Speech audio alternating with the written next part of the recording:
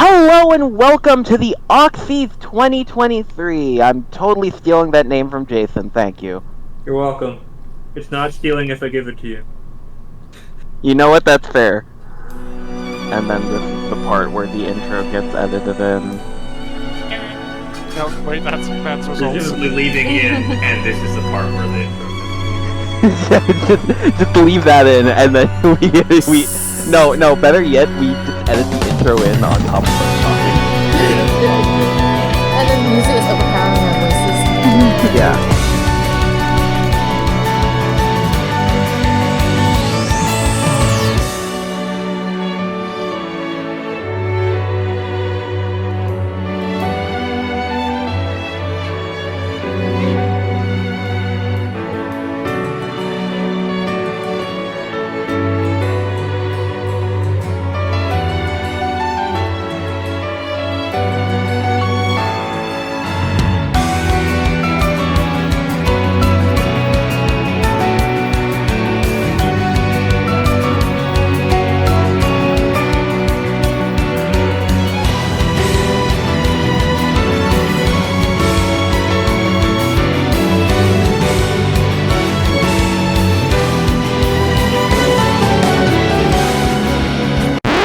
I think that's enough time. We can talk about Intro over. Yeah. intro over.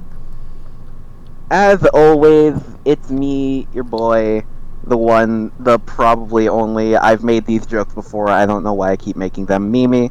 And with me, as always, are... The whole gang's here. Yeah, All of us. finally! Yeah, for once, we actually have all five morons in the same room.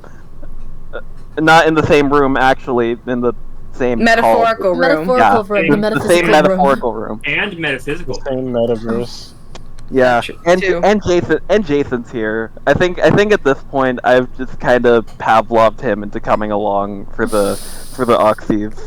You fail to understand how little I have to do. Don't you have like a graduate school to go through? Like I said, my last class was this past week. Oh, okay. So he's free. He's free. I I'm ain't on free my way yet. for break. I'm not Yeah. free yet. I don't think SUNY schools are free yet. Mine aren't. Well, I'm it's just because I'm ahead. I'm in a later time zone, right? Mm-hmm. Yeah. Wait, no, hang So, on, that's backwards. I should. yeah, we're in the later time zone. Yeah. Yeah. Yeah, I was trying to, you know what? Mm-hmm. Yeah. Me. I was thinking, well, it's earlier for me where it's earlier where I am, so I get out earlier. But that's not how that works. Yeah, yeah. I Remember when there was an intro? No, So you haven't edited it yet. We haven't changed the timeline. no, we gotta go back in time, guys. We gotta edit the intro. We gotta go back to the future. Take me Type back answering. in time. What if we just edited another intro over this? That'd be so stupid. We just played Welcome to the City. just play intro. Just What's play it called? the Welcome intro to again. Cyber's World? It's welcome to the Cyber's city. world. The cyber. No, yeah, world. cyber world. Yeah, that I thought it was Welcome to the City, but for some reason, but now it's Welcome No, to yeah, Cyber's welcome to World. the city is the other cyber world song. Yeah. But yeah, so as usual, we're here. We're gonna talk about the video games we thought were really cool this year. Mm-hmm. There was one video game that was somehow cool enough that like 4 out of us loved it, Mm-hmm. but not cool enough to actually be on the list. So we're gonna do it as an honorable mention. Hi-Fi Rush. Woo! Congratulations! To be fair, this was gonna be my pick until you told me we were gonna talk about it anyway. So, Yeah. So yeah, like 5 out of these. Ani, have you played Hi-Fi Rush? I have I not. don't think. She hasn't Oh, played I any haven't. video game this year. I barely have. I've never been able to. I watched a stream of someone else playing it. Yeah, Was the I Orb? I have not played it. The Was it only Jordan? way. don't think it was Jorb. I don't think Jorb played it. No, Mm. it No, was. Jorg did not play it. I even suggested it in the Palinauts Discord. with Jordan's response, is that the game with the mecha werewolf? No, it was a Rhythm Cafe on Loading Ready Run. Look, in my defense, the only way I could play games doesn't work anymore. Let's just say that. So I can't play like 95% of games anymore. Did your game laptop explode also? I had a gaming laptop, but it stopped working on me, which is great. I have this other laptop for school, and I'm saving up for a PC right now. Yeah, fail. Yeah. Okay, and I guess we can just edit in the sound effect if we decide to do that. I don't know. I don't think we're gonna do sound effects this year. It's kind of stupid, no offense. I mean, also, I don't think I think On a the couple other of the hand, games don't you really can have get- side effects. We can get sound the effects. you can get the perfect timing sound effect in. Oh, for Perfect Parry? No, not for perfect parry. Like just the chime. If you actually hit your button in time with the beat. Oh, the beat attack? Oh, you mean like the... Yeah. Yeah, Yeah. or you can do the 3, 2, 1 count for beat hit. Yeah. What about it won Best Audio Design at the Game Awards for a reason. Yeah, for a reason. But yeah, Hi-Fi Rush, good game. Very good Very game. good game, yes. I didn't even know about 9 Inch Nails until Hi-Fi Rush came out, which is kind of a No? shame. Honestly, so old. same. I'm so old. What? I hadn't heard of 9 Inch Nails until it was in a video game. Oh my God. Dude, I'm not gonna lie. Same thing occurred, I'm shocked. odds are the same thing occurred in the 90s with Quake. No, that's true. Yeah, I'm not gonna lie, I didn't know about it either. I knew what 9 Inch Nails was, I just never heard of it. I mean, just never I heard actually of also them. probably could not name a 9 Inch Nails song. I've just heard of them and I could recognize their logo. The only 9 Inch Nails song I knew before Hi-Fi Rush was Closer, and that's only because it was on my playlist and I did not know it was a 9 Inch Nails song until someone pointed it out. So I guess think that kind I of would, counts? yeah. But I feel yeah, like I originally heard of them from School of Rock or something. Yeah. But I didn't watch any musicals as a kid, so. but yeah, Hi-Fi Rush is a good game. I feel like I'm so bad at playing video games with a controller because my friend, a different friend this time, was like, okay, let's play it on a big screen TV at my school. And we did, but she handed me a Switch controller and I was like, how does this work? How does this work? Staring at the This controller is in my funny hand. because I played Hi-Fi Rush with a controller, and I feel it suits controller better than a keyboard. I mean, I'm not. I don't own the game, so that's why I was playing it on my friend's computer. But because I couldn't really sit up on a computer and then also watch it from afar from the TV, like it's kind of weird if I were to bring an external keyboard just to play it in a couch setting, like. I feel like playing a video game on a couch setting with a big giant screen is meant for a controller. I'm not saying the game's bad on controller. I'm not saying it's better on the keyboard or anything. I'm just saying that I'm more used to using a keyboard. What is a keyboard but a very elaborate controller for a computer? I mean, the scheme is different. Oddly philosophical. But he's the control right, scheme though. The control scheme for keyboard is different than the control scheme for mouse. I mean, for controller. And Okay, the but way you use the control scheme is different for every different. There needs to be a fourth console so that we can have is it the X button in all 4 of the possible locations?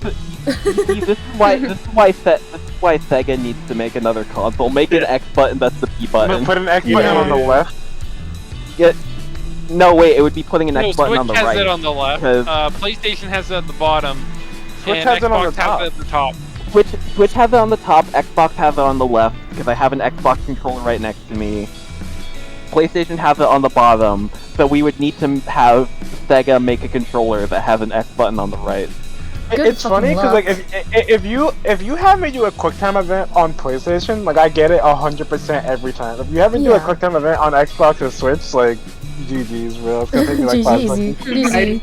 I desperately want to I wish I could do I wish I could draw, because I have a lot of ideas that I think would make good comics, and then I could do visual jokes like having someone have a controller that very prominently has the Xbox in there. I felt that. I love how we've just gone. I know it's a AM tradition, but I love how we just went completely off topic. Yeah. We should get back to on topic because Kat has to leave soon. Yeah. Sure. You want to do Kat? And also, I don't think podcasts Well- are supposed to be like that. No. Favorite podcasts are like that. Yeah. Some You of know the what? That's fair. some of the best podcasts just go completely off topic. But yeah, Maybe I Hi-Fi just Rush. listen to- Hi-Fi Rush, good. Hi-Fi Rush Uh, is good. If you're a Persona fan, it has a Keshi. Yeah, right. It What has is he it has Oh, Robbie, yeah, I it kept has the Robbie Infantile. Damon. Who does he voice again? Robbie Damon. Robbie Damon voiced I mean, Shy. Yeah, he voiced Shy. Oh. You can have a catchy fight Sonic the Hedgehog Help? because The Roger main bad Craig guy Smith is voiced by, yeah. by Roger Craig Smith, aka the current game voice for Sonic. Wait, who's Yeah. voiced by Sonic? Roger No, Craig. No, who Kale. does he voice is what I'm asking. The main villain. Oh, okay. These people got range. Oh my god. Yeah. Yeah. I mean, Yeah, you it's could really definitely hear it in Kale. Like, in Kale, you It's can really- 100% It's hear really it. funny because I know that Roger Craig Smith has voiced more than just Sonic. Like I know You know, like, he's Chris Batman. Redfield. Yeah, he's Chris. He's voiced Batman before.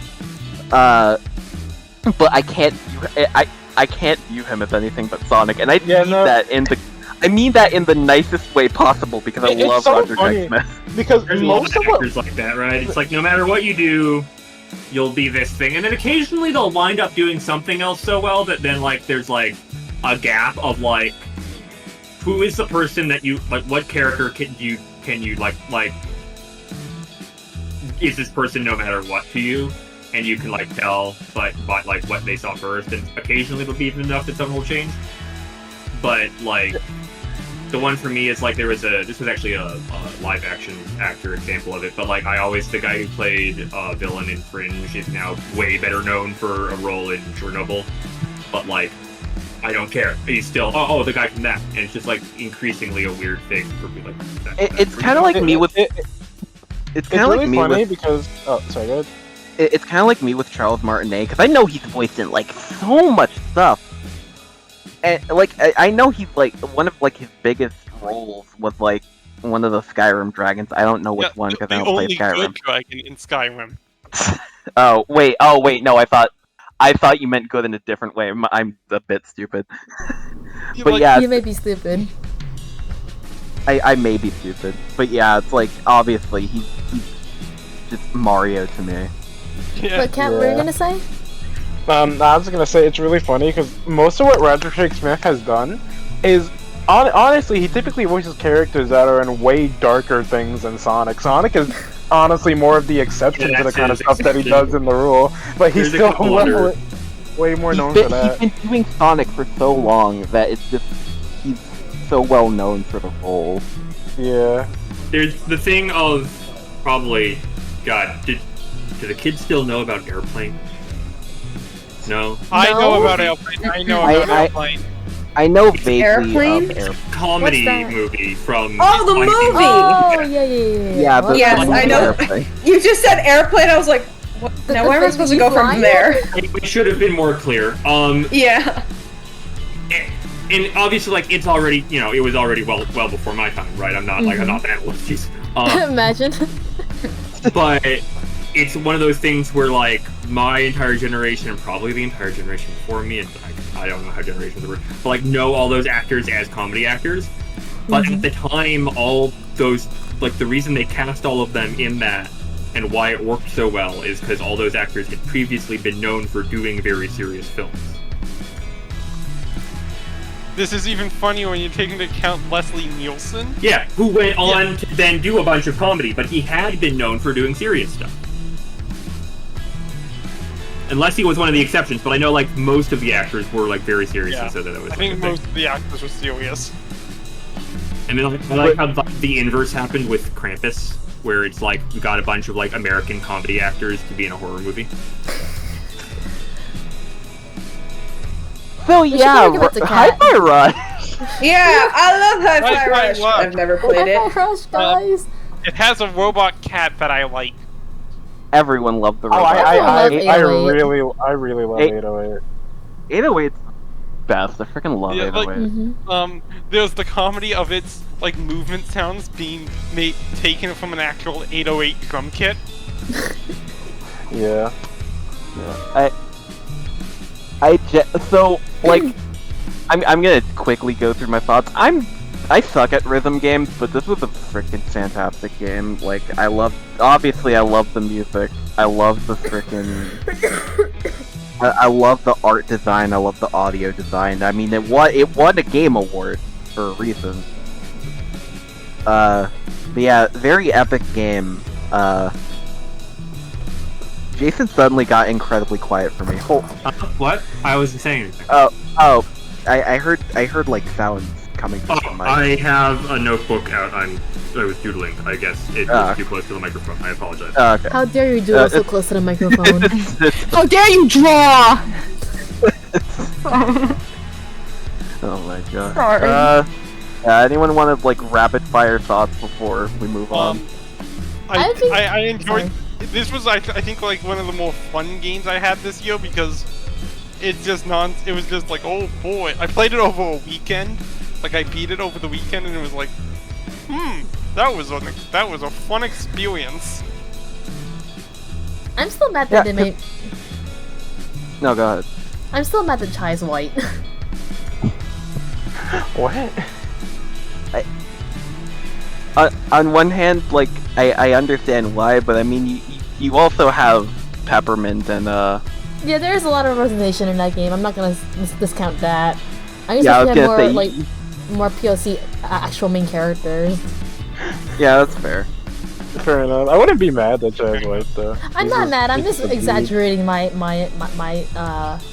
not disappointments. I guess Fair enough. ire. Yeah. But we should move on to Cat before Brad Cat has to go. Yeah, Also- I'd say we also- do cat next Also, to we be- love the lesbians, by the way. We love Oh, true. lesbians. We love Or just get a lesbians. peppermint, dude. Yeah. Dude, there's so much about Hi-Fi Rush we just didn't actually talk about. I have a lot Yeah. to say about it, but if I Well, it I was an talk about honorable it- mention. fair enough. I mean, you could just like speed through some of the points. I'm not gonna lie, Hi-Fi Rush is the exact kind of game that I have been waiting for a very long time, because I've always Yeah. imagined how music and action games could go together in a way that's pretty much exactly like Hi-Fi Rush, but I could never like visualize it enough to like have like a solid idea to like ever like, you know, talk about with anyone, or like even like be like, oh, this would be a cool thing if this existed, because like it was always like, oh, it'd be cool if we had an action music game, and that was like the end of my thoughts about it.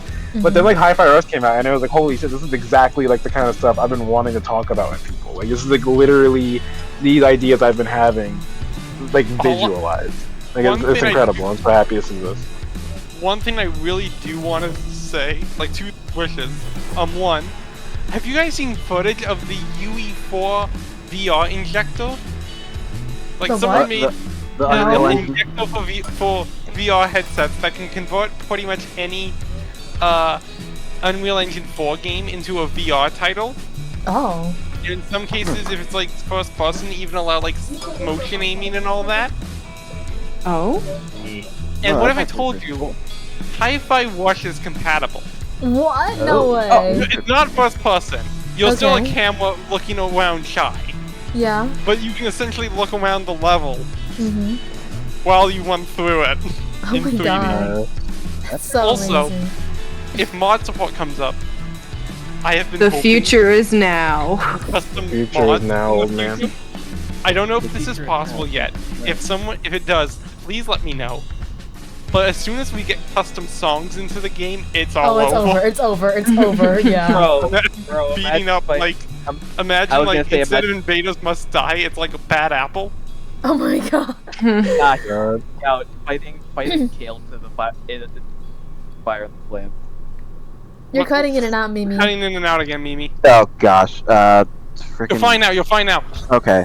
I was gonna say, imagine fighting Kale through the fire and the flames. Oh my god. I feel like that would be hard to do because I imagine it would still have to be the same BPM.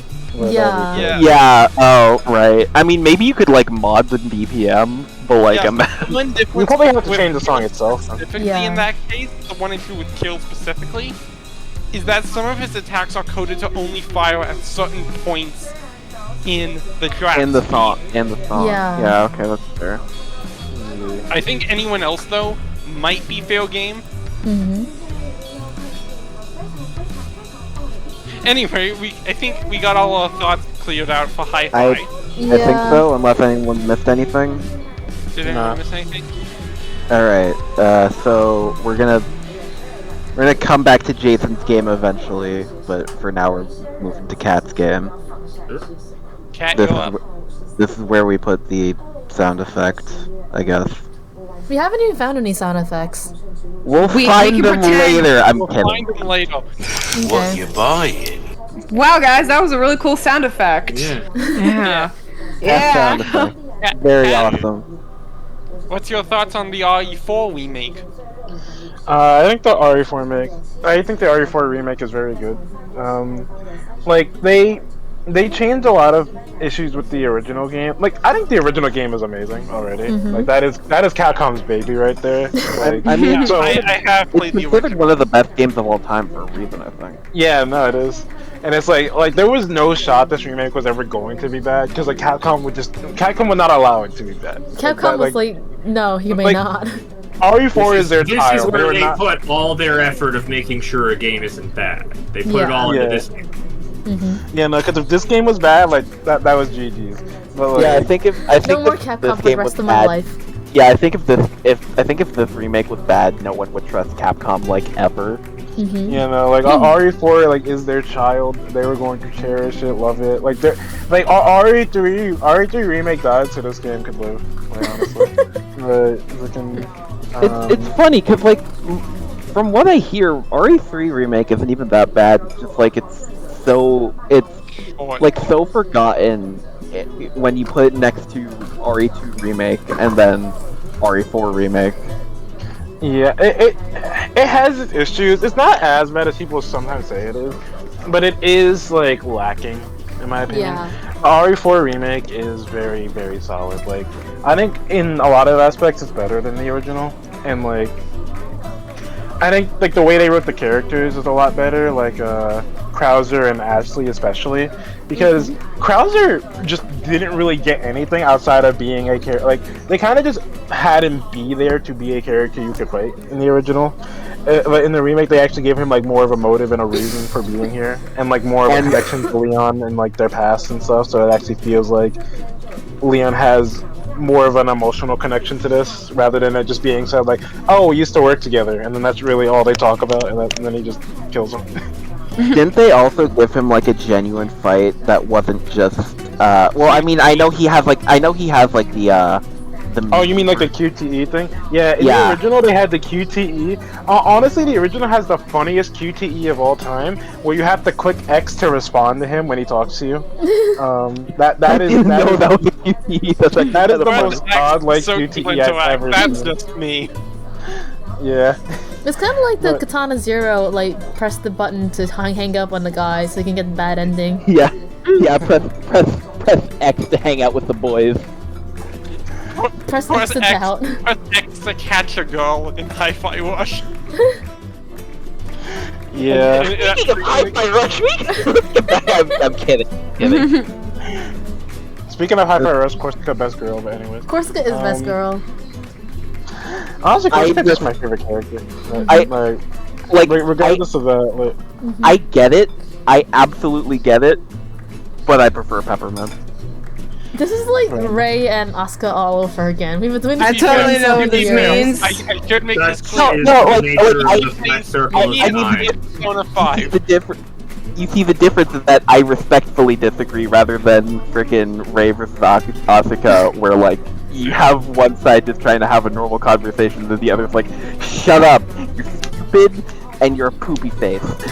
I mean, I'll be honest, I prefer Ray, but that's just me. But, I haven't watched Yeah, the like, go- Italian, so I I can't have say not for watched sure. the I don't have much an opinion. They both suck. Sorry. They both suck. That's So not going true. back to RE4.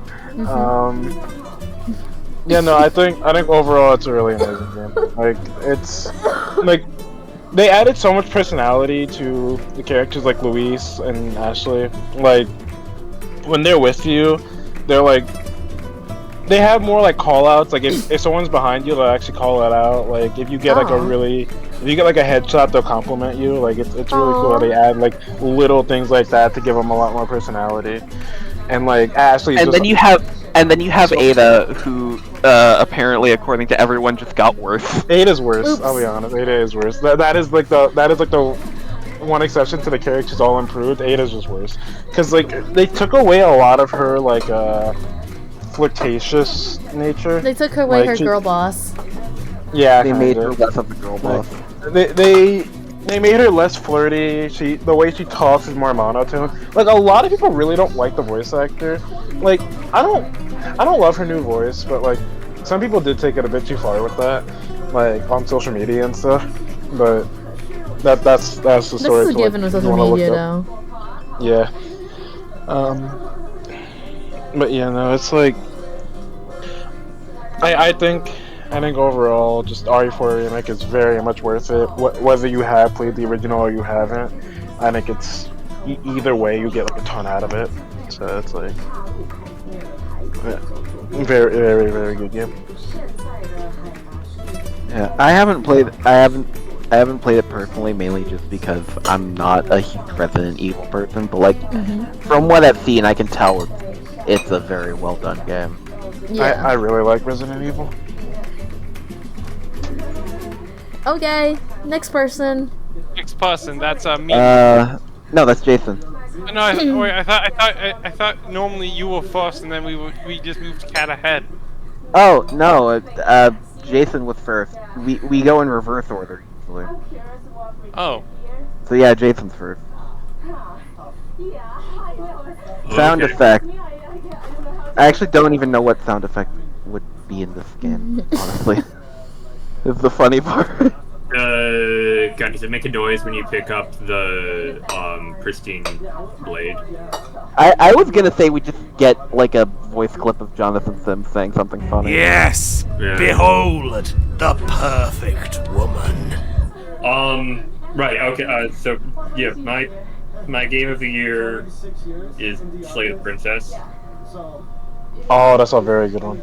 Which, it's funny, I discovered it because someone else was, like, I was listening to another podcast and they were just giving their final thoughts, saying, like, oh, I think this might be game of the year, and they were describing that it was, like, basically a visual novel, and, like, well, I mean, you can do a really good visual novel, but for, like, there were some, like, video games that came out this year, Some like, video games. like as an art form, like it's like this. It has to be a really good visual novel to do visual novels so good that to be considered game of the year. Yeah. And I'm like, I've got to check this out, not knowing anything about it, because they were very sort of adamant, like, you should go into this knowing as little as possible. And so Absolutely. And holy shit. Like, it was phenomenal. I loved it. It is the most I have sort of resonated with the philosophy of a game, I think, without a game having to resort to more... I don't know how careful we want to be about spoiling things here, right? But, like... let's not, like, go... I obviously, let's not go with, like... We spoiled the ending of Hi-Fi Rush, so, like, we might as well spoil the ending of this game. Well, this is a little... Because, like... No, well, Slay the Princess is different, believe me. Because I was gonna say... First of all, Hi-Fi is a silly, funny action-adventure game. Like, the story's there, it's a good story, but, like... It's an excuse for the game to happen type story. Yeah. Like even the story itself does not take it very seriously. Like they yeah. And meanwhile, you have Slay the Princess. They make jokes in the game about how the dev team had to cut some things, like that opening fight, joke of how Chai fought his way up to the roof. A Was supposed Xenogears to be an actual reference. fight in the game, but they had to Yeah, cut the it for Xenogears time. reference, yeah. And the Xenogears reference. That one of the directors reached out to Square just to get confirmation that this wouldn't be copyright infringement. Yeah, they were like, is this cool? And Is they this got cool? permission to Oh, that's go cool. for it. But yeah, like freaking Slay the Princess is a game that's built on its story, so it's like we definitely should not spoil it. Okay. Yeah, I guess it's like it's there's certain things that There are I things that have we could, found. Yeah. there are things that we could spoil about it, but I'd say Mhm. let's try and stray from like major spoilers. Yeah. But yeah, it was very meaningful to me, not like as a game, but just sort of like you know, sometimes you just encounter a piece of media that is something that, you know, because of whatever you're going through or whatever, I'll just sort of like you run into it at the right time and it makes a real impact, and this was one of them for me. So that's Yeah, it's the funny thing is I played it literally yesterday. I think it was either Yeah, I remember yesterday or you talking Thursday. about that. You were like, "Oh, you pirate this game? Cool, you played it." But yeah, it's a really good, it's a great game. I had a friend recommend it to me because she was going through like a really autistic moment about it, and I mean that fully positively, of course. Yeah. But Positive, what other not way is slash there to neg. mean that? No, gosh. but yeah, it's like I was like, okay, I'll give it a shot, and I did not expect a game that took me like a few hours to beat to like punch me in the face emotionally that hard. Yeah, it's funny because I remember, like, I had played the game like pretty much right after it came out, and then I remember Mimi started talking about it, and I was like, oh holy shit, someone I know is actually like also already played this game, because at the time, like, I played it and I didn't really talk about it much with people. Like, I brought it up to like 3 people I knew when I was in a voice call one day, and I was like, yo, this game's cool, and like we talked about it like very briefly, and then like I just hadn't talked about it after that. And then Mimi came around and also started talking about it, and they loved it just as much as I did. And I was like, yo, that's so cool. No, yeah, this game is genuinely freaking fantastic. Like, it's so well made, it's so heartfelt, and it can be genuinely terrifying at times. And like, Yeah. I love that. Like, my relationship with horror is super weird because like, I don't like things that are super explicitly horror, and I'm not huge. And I think I've mentioned this before. I absolutely despise jump scares. Me too. So when I went into the game, I was hoping like, okay, let's hope this game doesn't jump scare me. I just want I want like a decent horror experience. But jump scares are funny. Like, oh sorry, I thought you were. And I went in, and I did not expect, like I said, I did not expect this game to hit me that hard emotionally. Yeah, jump scares are a really funny like thing for me, because generally I find jump scares pretty lame, but I'm also a FNAF fan. The horror series that is extremely focused on jump scares. So it's like I don't know. I let FNAF slide with it, but whenever like other games can do it as long as they do it well. But like when a game relies on jump scares for its horror, I find that just relatively lame. Yeah, horror. That's just boring. Jump scares can work, but like they need to be done well. They can't just be. It's like you need atmosphere, dude. It's like the freaking SpongeBob clip. Food, water, atmosphere. Yeah. To be fair, FNAF does have some. Admittedly, kind of funny when you think about it. Jump scares like Springtraps in FNAF 3 is just he walks into the room. Yeah, it has some whack ones, but it also has some pretty good ones across the series. I was gonna say something, and oh yeah, now I remember. It's the best way I could put it is that freaking Nitro Rad said it best. Oh, you watched Nitro Rad as well? jump scares are the laugh tracks of horror games. Actually, yeah. I agree. I can see that. If something jump scares you, then it's like, oh, there's like a loud noise. They're like, oh, get scared. And it's just it's cheap horror. It's like kind of cheap horror, really. But what I hate is that it just activates my fight or flight, and then I can't get it out of my head. If like you can use them well, but if they're used well, the stuff around them is also frightening enough that it doesn't feel like the jump part of the jump scare like comes out of nowhere. It is sort of more. It's not a spike, right? It's sort of like a crescendo in a way that sort of can work. And even then, it's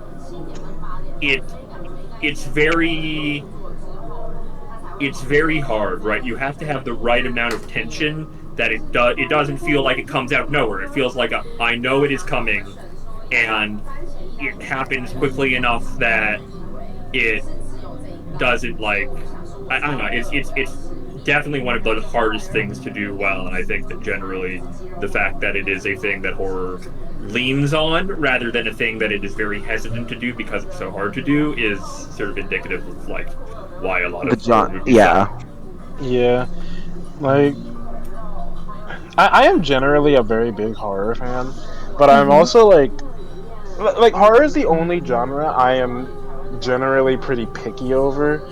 Like in other genres, like, you know, of course I have like standards for quality, but like with horror, I think I'm just more picky about the kind of stuff I consume for horror because it's just harder to do good horror. So it's like with comedy, if you tell me a stupid joke, you might get like a chuckle out of me, and I'll be like, okay, you got me. But like with horror, like if you just jump scare me, you get nothing out of me. Like if you haven't like set it up well, like you won't get like a scream or any reaction or anything. No, and I mean, like, and, you know, people will talk about that horror and comedy are actually quite similar in a lot of ways because they do rely on that kind of like timing and setup and everything. But like, it's interesting. There's sort of a difference in like. Well, I don't know. I mean, I guess there are people who do really enjoy even the sort of like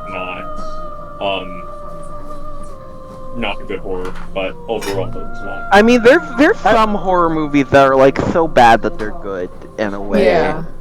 Yeah. Like Ghost Stories.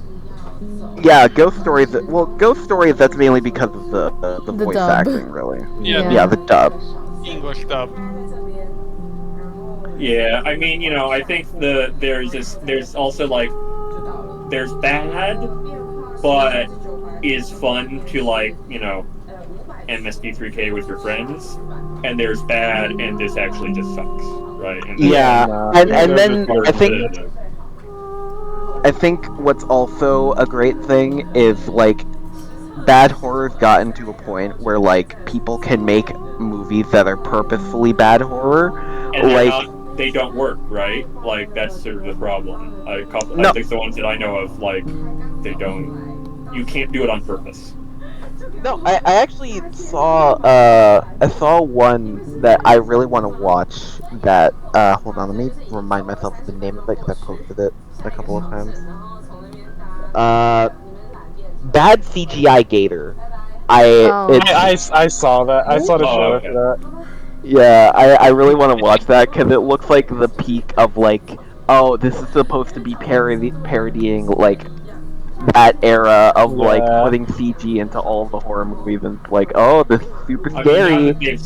Sorry, now I'm looking at bad CGI sharks. But there's more than one. Sharknado, arguably, like, I guess not really a horror movie. That's a slightly different genre, but like also did kind like. Leaned into like we know this is stupid in a way that like I personally wasn't a big fan of, but clearly did like work for a lot of people. Right? Where they're just like, we're literally gonna call this one the second one. So Slay the Princess. I forgot we were talking about that. Actually, are there bad CGI sharks in Slay the Princess? No, there are no bad CGI not sharks. in any of the endings that I've gotten. You know what? Fair enough. I actually haven't looked at the other endings, so yeah. I played my fiction and that was it. We wouldn't know. There might be one. Speaking of that, we said we'd save this for the actual episode. Jason, what's your favorite princess? So depending on how, let me think of how to phrase this because just since how we agreed to do spoilers. So, okay, because mine is Beast Princess, and that's all I'll say. I mean, is it cheating to say the shifting mount? Well, I'd say no, but I'd also say I'd say no, but I'd also say, just for the sake of it, go with a different one. I think that is kind of cheating, just because that, like... I can't really describe why, but you know... Specifically, the way portrayed, in sort of the initial introductions is, actually my favorite. Yeah. But if I had to pick another one, probably... Oh god, I know the... I'm trying to remember what their actual the names that they use in the game are. I liked the tower one. Oh yeah, tower. I think I know what you're tower. talking about. Yeah, tower and was the witch. Oh, same. Which is there's a lot of any that have any kind of that have any kind of snark to them, really, I think, or talk back to oh, this is what's are sort of the ones that I liked, whereas the sort of the straightforward damsel is oh well, this is a princess and that's nice, and then there's it's the reason that I initially go with the answer I gave was because I like all of them, and so it's well, that's I think that's sort of the point, right? But I don't know. Yeah, no. I mean that does play into the themes pretty well, because that's another thing I can't really say, but it's oops. Yeah. It's funny you said witch, because witch is my favorite. Though Razor is also a really good one too. I'm not sure I got the Razor Scooter. I will DM Jason. I'll DM you which one Razor is, or how because it's a pretty easy one to get. Do you want me to send it to you? Yeah, sure. The other one I like is I don't remember what it's called, and I'm trying to think. I'm on TV trips. I'm gonna figure out what do they call the one that I'm thinking of, because I don't want to say a bunch of detail about it. Let me actually double check how the let me actually double check how the gather, because I actually don't fully remember. Since you mentioned the mounds, I do want to say one thing. One joke I remember hearing that I thought was really freaking funny. You're not gonna get this if you haven't seen it, but when a YouTuber I was watching saw it, he said, "I'd offer you a hand, princess, but it looks like you've got plenty." Oh yeah, the one that's not the initial princess was what I was going with. The damsel, actually, the one that's called the damsel. The original. Was the one that I also quite like, just because it's what's the line without context, hopefully it's do you get the sense that we're alone in here or whatever, right? It's just Oh yeah, speaking of princesses, also the voices are really funny. Oh yeah, absolutely. I love the work that Jonathan Sims and Nicole Goodnight did on it. They did fantastic. The performances are very good. Basically other than the sort of initial, I don't know, all of them are they're it's.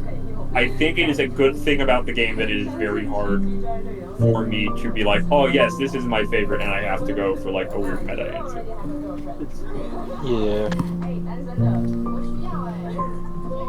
Yeah, this is I absolutely agree. This is a fantastic game. Like I said, I literally experienced it yesterday, which is the funny thing. But still, a very fresh.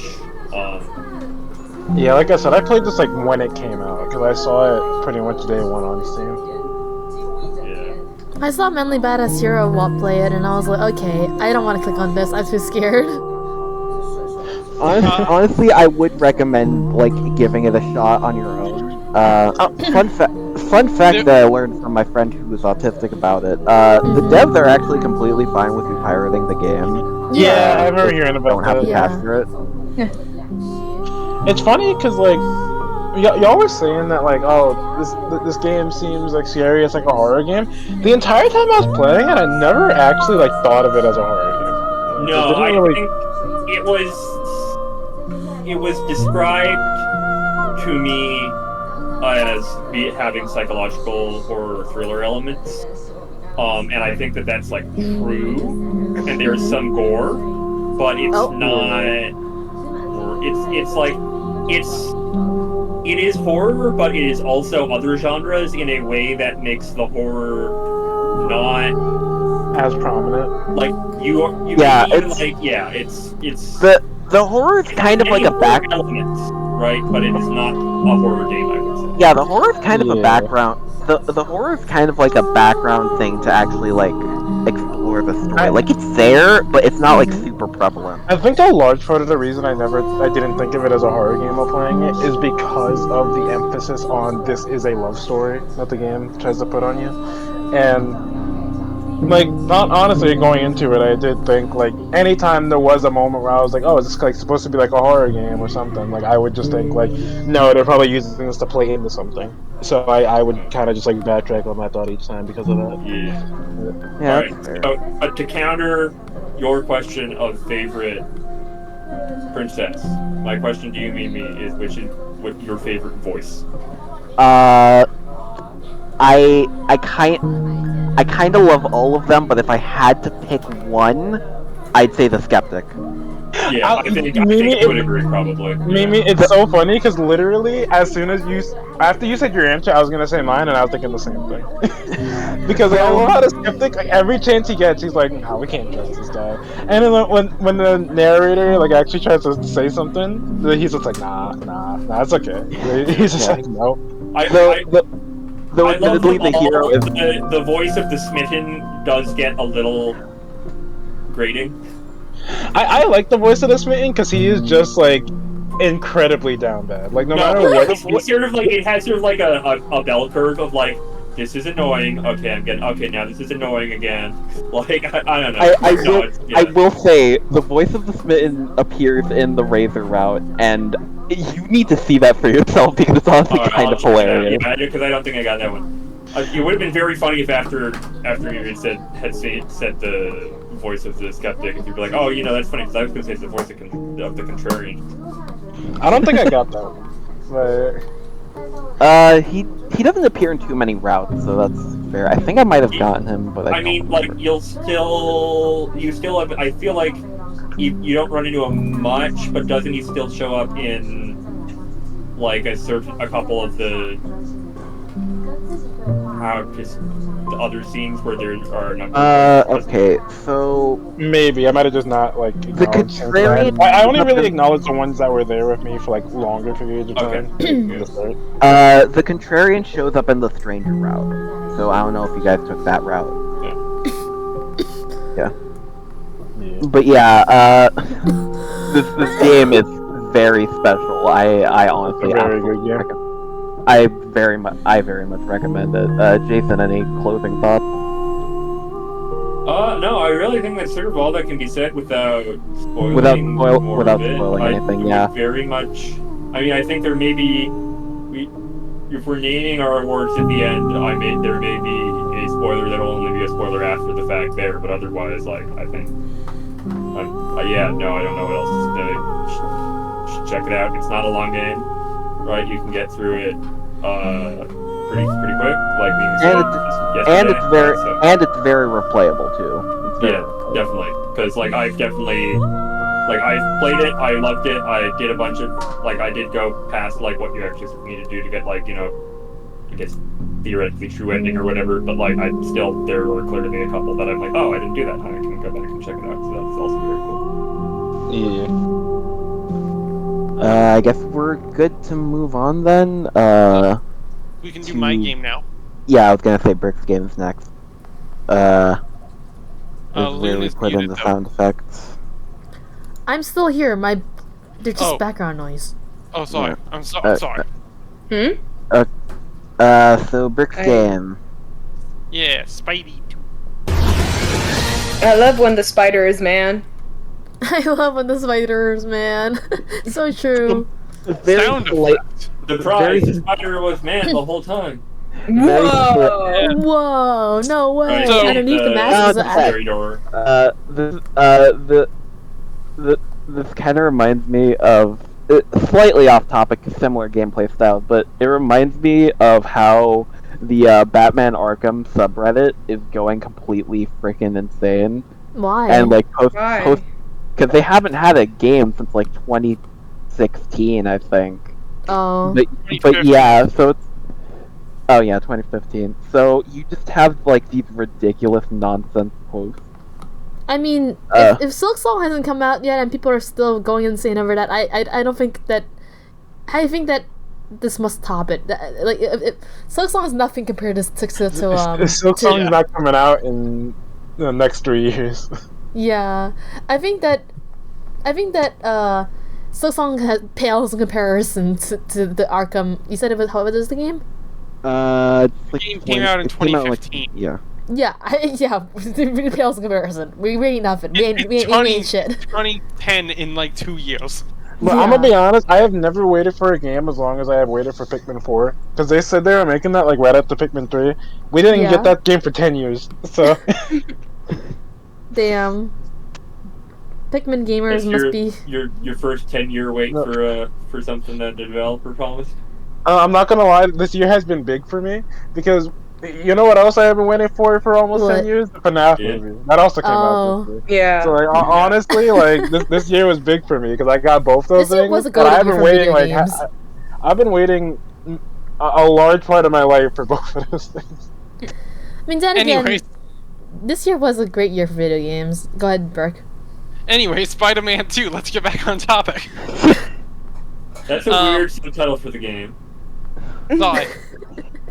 Back in like 2021 when I first got my PS5, and I ended up getting a copy of Miles in the Spider-Man 1 remaster, I enjoyed my time with that game quite heavily. If I remember correctly, I think Spidey 1 was my game of the year either last year or the year before. I think it was the year before. Yeah. And Spider-Man 2, I'm gonna be honest, Spidey 2 as a sequel is not as good as 1 in some aspects.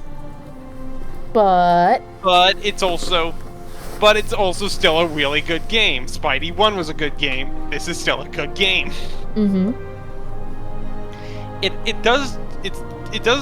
This is like my first time I think I actually saw a modern symbiote story. Yeah. Like first person. And it's really good for being a symbiote story. So, okay, so I'm not a Batman I have my brain's still on Arkham. I'm not a Spider-Man expert. I'm not a Spider-Man expert. That's my. Mimi is not a Spider-Man girly pop. That's my. Not that. No. That's my dad's area of expertise. But the thing about the symbiote storyline is that it's not inherently a bad storyline. It's just that so the issue with the symbiote storyline is mainly just that people rush to do it because it's such a popular. Like Venom's such a popular character. Symbiote Spider-Man as a whole is incredibly popular, so people rush into it, which is the entire reason why Raimi Spider-Man 3 was like. Well, okay, there were a couple other reasons for that. Well, yeah, there were a couple of other reasons. I feel like the third one, if it hadn't had all the other stuff, the third movie was a perfectly fine time to do that. Like, that's not the issue. Well, yeah, okay, because I think initially the issue is like Venom was forced into Spider-Man 3. Raimi just wanted to focus on Sandman. Yeah, like if he had done you could Raimi wanted to do wanted to do Sandman, and they were like, no, you need to do Venom. And so that was sort of like that was rushed in the sense that they're like, you should do this now. But I actually think like the third movie would have been a perfect, like, if he'd been like, okay, I'll do Venom and I'll not do Sandman till later. It's not like that would have been too soon to do Venom, right? Yeah, that's fair. But like, yeah, my point's still kind of like people rush into the Venom storyline so much that it's like that's why it's sort of seen as like, oh, this is like the cursed storyline. It's like every time they do it, something bad happens. I mean, I think One More Day is the cursed storyline. Yeah. Yeah, One More Day is a very cursed storyline. Oh god, fuck that thing. Yeah, no, I mean, I think that's absolutely true. And there's like, it's sort of, you get that with a lot of like, you know, it's sort of the same. Yeah, everyone knows this, like, everyone thinks they know the symbiote story, right? I actually feel like, you know, at this point it's sort of like, and everyone wants to like, well, let's do that. And so everyone sort of rushes to it in the same way that like the DC movies were like, we said that Marvel did the Avengers already, we've got to get to our big team up, and like refused to do solo movies to set everything up, or for that matter, when they did do solo movies, have them be any good. Like, and they're like, okay, well now we get to do the big thing, and because even though none of that was good, now we get to do the big thing, and we'll do that, and then it'll be great. It's like, no, because the reason this thing that you want to rush to is good, as good as it is because there was stuff leading up to it. Yes, exactly.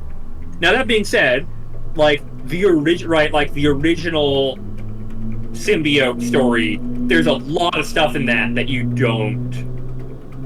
Like, that hasn't carried over, and like that's fine. We don't need, like, I'm not saying like we can't have the MCU can't do Venom until after Secret Wars so that he can pick up the symbiote on Battle World, like in the like. No, of course not.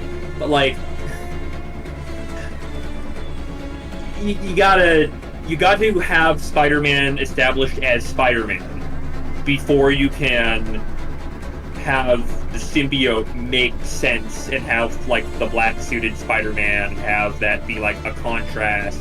You have to hopefully establish the various other like hosts that the Venom goes on to in a way that it makes sort of sense why this happens. Like you need to have, like, Venom is a thing that complicates a story that has already told some full heroic story without Venom in it. Yeah, and I think and I think PS4, them setting Venom in this case for the sequel, because the first game is established out the gate that Pete's been Spidey for 8 years at this point. Yeah. And the player's already seen at least one heroic thing he's done, that being Doc Ock and Spidey 1, then it makes more sense to bust out the symbiote for 2. Yeah, definitely. As well, they also set up... Is this technically spoilers? Mimi, how far are you in Spidey 2? Not super far. I literally just saw Harry for the first time. On the other hand, if he doesn't know Spider-Man, it may not. No, okay, like, I know enough Spider-Man. I know enough Spider-Man. Yeah, I just don't want to go into twists the game throws. Oh, okay. I thought, if for some reason I just sounded like you're saying something that they, like, foreshadowed for the third one. I just don't go too much into certain spoilers. Like, I'm fine with spoilers. Just, like, don't spoil, like, the final plot twist. Like, don't tell me that Mary Jane was secretly Aunt May in disguise the entire time. Okay. Generally... Oh, because that sucks, because there's a mission that you're going to be getting to eventually. Like, I think start of the third act. That's really fun. I'm not saying what it is, but you'll enjoy it when you get to it. Wait, was Mary Jane secret? I'm kidding. No, I'm not. No, she was actually Iron Man. Isn't Iron Man dead? I think... Well, everyone was Iron Man. Aunt May, yeah, Aunt May's worn, like, Iron Man armor at some point, I think. Yeah. Comics are weird. Yeah. You know what? I didn't even think that was really I out will the question, say- to be honest. They did do good. The casting they did for both Yoi as Peter and the guy who they got to replace the guy who played Harry in Spidey 1. I forget his name. All I know is he also played Ben 10 in one of the live-action movies. Oh no. It's really Oh funny my 'cause gosh, you're- they got two you're- Ben 10s in the same room. Yeah. That's it. Wait, that's just the plot of Omniverse. Do we have enough have enough people voiced Ben Tennyson to have 10 Ben 10 voice actors? Give me a second. Okay, so I know there was the person who voiced him in the original series, which I think might That was be Tara Paris Strong. Strong, but okay, yeah, I was right. Then Yeah, there was that was Yuri Tara Strong. Lowenthal.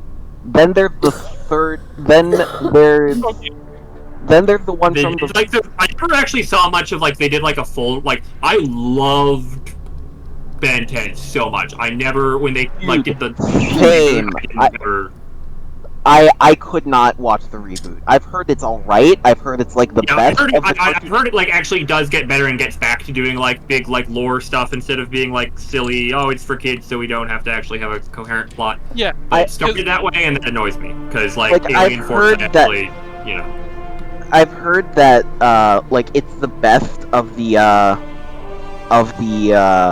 friggin' it's the best of the Cartoon Network reboots, but it's still a Cartoon Network reboot.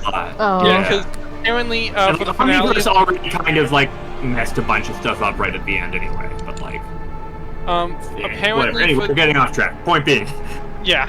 All I'll say is apparently the final episode of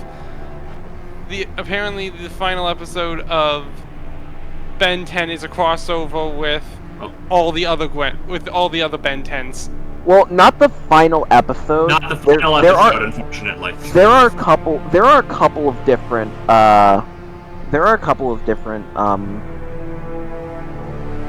frick. I actually don't remember my words.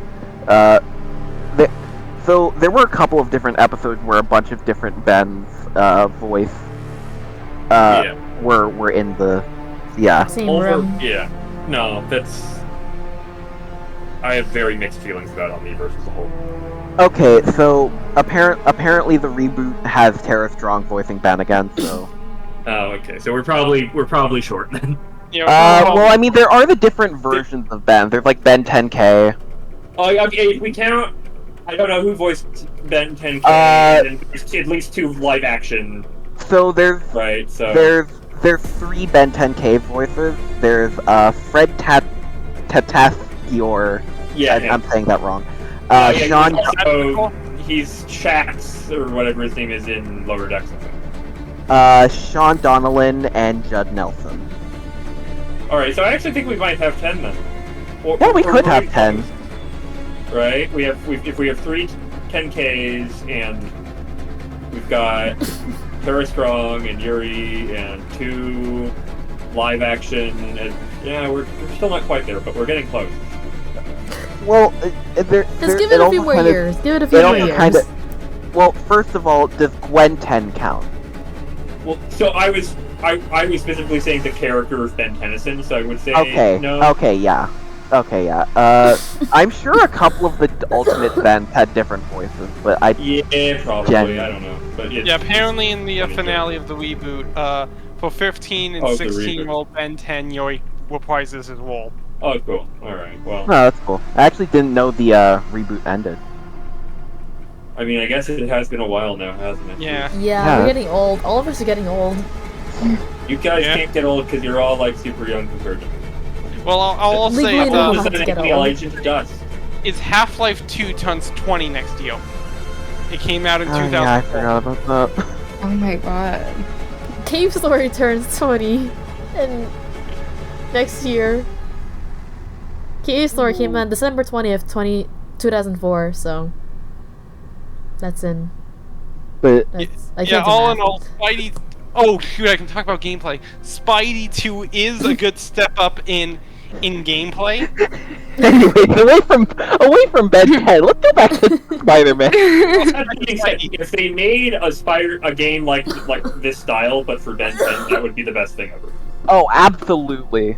Okay, back to Spider-Verse. Yeah, Spider-Man. Back to Spider-Man.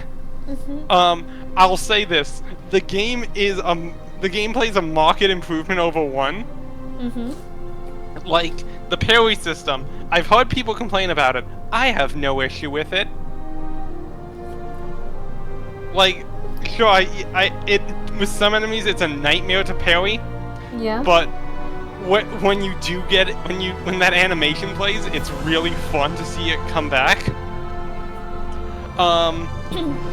The web slinging is insanely faster than previous game. I think Mimi can back me up on this. Oh yeah, absolutely, and that makes me incredibly happy due to the fact that I love going fast while web swinging, and it's really funny because I play these games with my dad, and meanwhile, where I'm like, yeah, I want to go as fast as possible, he's like, let me just launch myself into the air. Yeah. There is some nice quality of life improvements they've brought over for Miles, like I'm trying to think what they brought over for Miles. They brought back essentially the Venom Dash and Venom Jump while web slinging, and gave it to both Spider-Men, which is a nice improvement.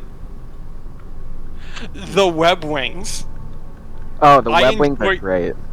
I accidentally, funny thing, I accidentally inverted my controls for going up and down. Oh no.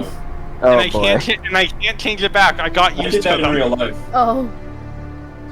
That's just like driving and playing in real life. Yep. Yeah. It's really funny. I vividly remember that I wanted to... Frick, my words are not coming to me. Kit Kat?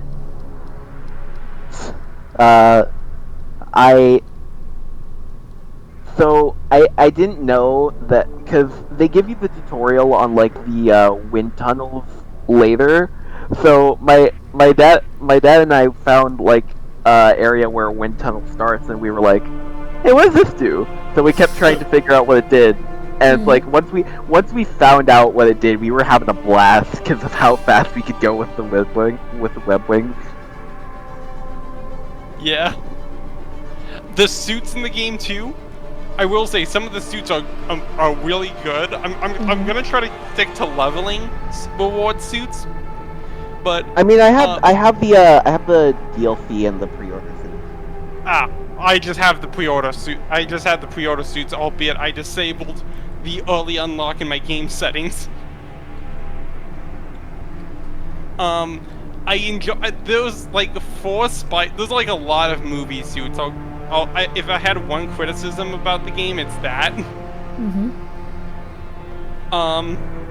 But I will say the Spider-Verse suits in the game, there are more than one. Oh. What's that spoiler?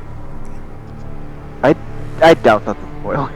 Yeah, it's more so like a collectible spoiler, like very minor. Gotcha. I will give them this. One neat thing is when you unlock them and equip them, the game automatically turns on the Spider-Verse animation for free. Oh. That's like, pretty cool. That's so dope. As in, it's like, it slows down the frame rate. Mm-hmm. And it's really nice. Oh, someone left. Oh, Bonnie left. Oh, it's Cat. Nope. No, Cat. Cat had to go. Yeah, because he said he had to go. Yeah, I figured that he had to leave because he wasn't talking for a while, so I was like... Yeah.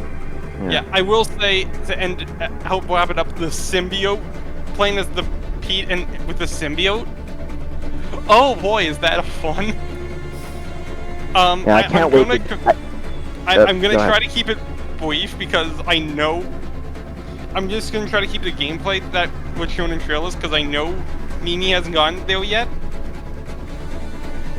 But it's really, the abilities are really fun. I'll admit I mained Peter a lot for the side missions. Yeah, it's hard. Peter Main. Because me and my dad want to like constantly keep switching between him and Miles because like I didn't want to like. Wait, have you?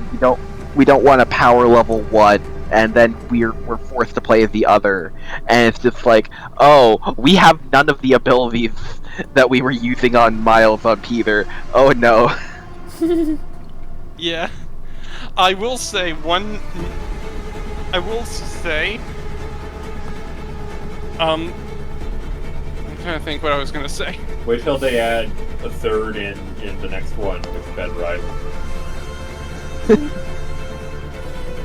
Listen, I love Ben Riley. I think Ben Riley's cool, but I just find I can't help but find him funny after Spider-Verse. No, because that's absolute, like, it's one of those things of, like, we want it, like, it's the eternal struggle of we want to let Peter Parker develop as a character, but also we want someone to be the character that Peter Parker used to be, and so we're going to introduce a new character and have them be it, and it's just like, oh, cool, that's not going to stick. Who's Ben Riley? A clone of Peter. Yeah. Yeah, the idea, it's you ever heard the Clone Saga, Loon? No. Oh, it's a mess. Good. Basically, it comes from the fact that Peter Parker was, he started as this high school character, and they wanted to sort of like bring him back to his roots, and so they introduced a guy who shows up and claims to have actually be the original, and that Peter Parker is the clone, and then it's a whole thing. To be fair, we did see Ben in a previous story without him being named. It was like, oh, this Spider-Man villain cloned a Spider-Man and all his friends. Oh. And the story ends with the Spider-Man clone supposedly dying. Oh. But of course, it's comic. Yeah, it's a comic. I doubt it'll stick. Truly, like, I think it was Agent Carter had the line that's just sort of like, I'll believe it when I see a body, and maybe not even then. Because right? the thing I think the thing with comics is just that it's like, it's so uncommon that characters die permanently. That's like, it's so hard to actually be. Unless your name is Uncle Ben. You're allowed to. Yeah, unless your name is Uncle Ben, or unless you're Bruce Wayne, not Bruce Bruce Wayne's parents. Yeah. Bruce. No, you're right. Yeah, Thomas and Martha Wayne also kind of are in that. With the one exception of the Flashpoint universe. Yeah, and that's like still like, well, it's not them coming back. Yeah, that's just them not dying. A lot of times where people come back, it will be like, oh, it's an alternate universe, but they have to like come to the universe so that they take the plate. If it's still there, just like there's an alternate universe where they didn't die. There's alternate universes where Uncle Ben didn't die, despite what Across the Spider-Verse would have to believe, right? Like that's not. Yeah. But it's a different character, right? Because it's a different universe, and so there is that you can't sort of. Yeah. I'm trying to. It's also really. I'm just trying to. Sorry, I'm just thinking real quick. Think harder, Brick. Think harder. I'm just gonna pivot to another thing I like about Spider-Man. Mimi, are you playing with fall damage on? No. Why would you do that? Good. It's funny. Like I talked about this in a previous episode of Auxy Moron. How you could just feel the basically web to spin. have fall damage on. You enter a loop like to gain speed. You get 3/4 of the way. You're like, oh. You realize you're about to hit the edge of a building. You don't have any time to react. Peter or Miles dies. I don't know about you, but the first time it happened, I laughed because I just wasn't expecting it. Oh. Yeah.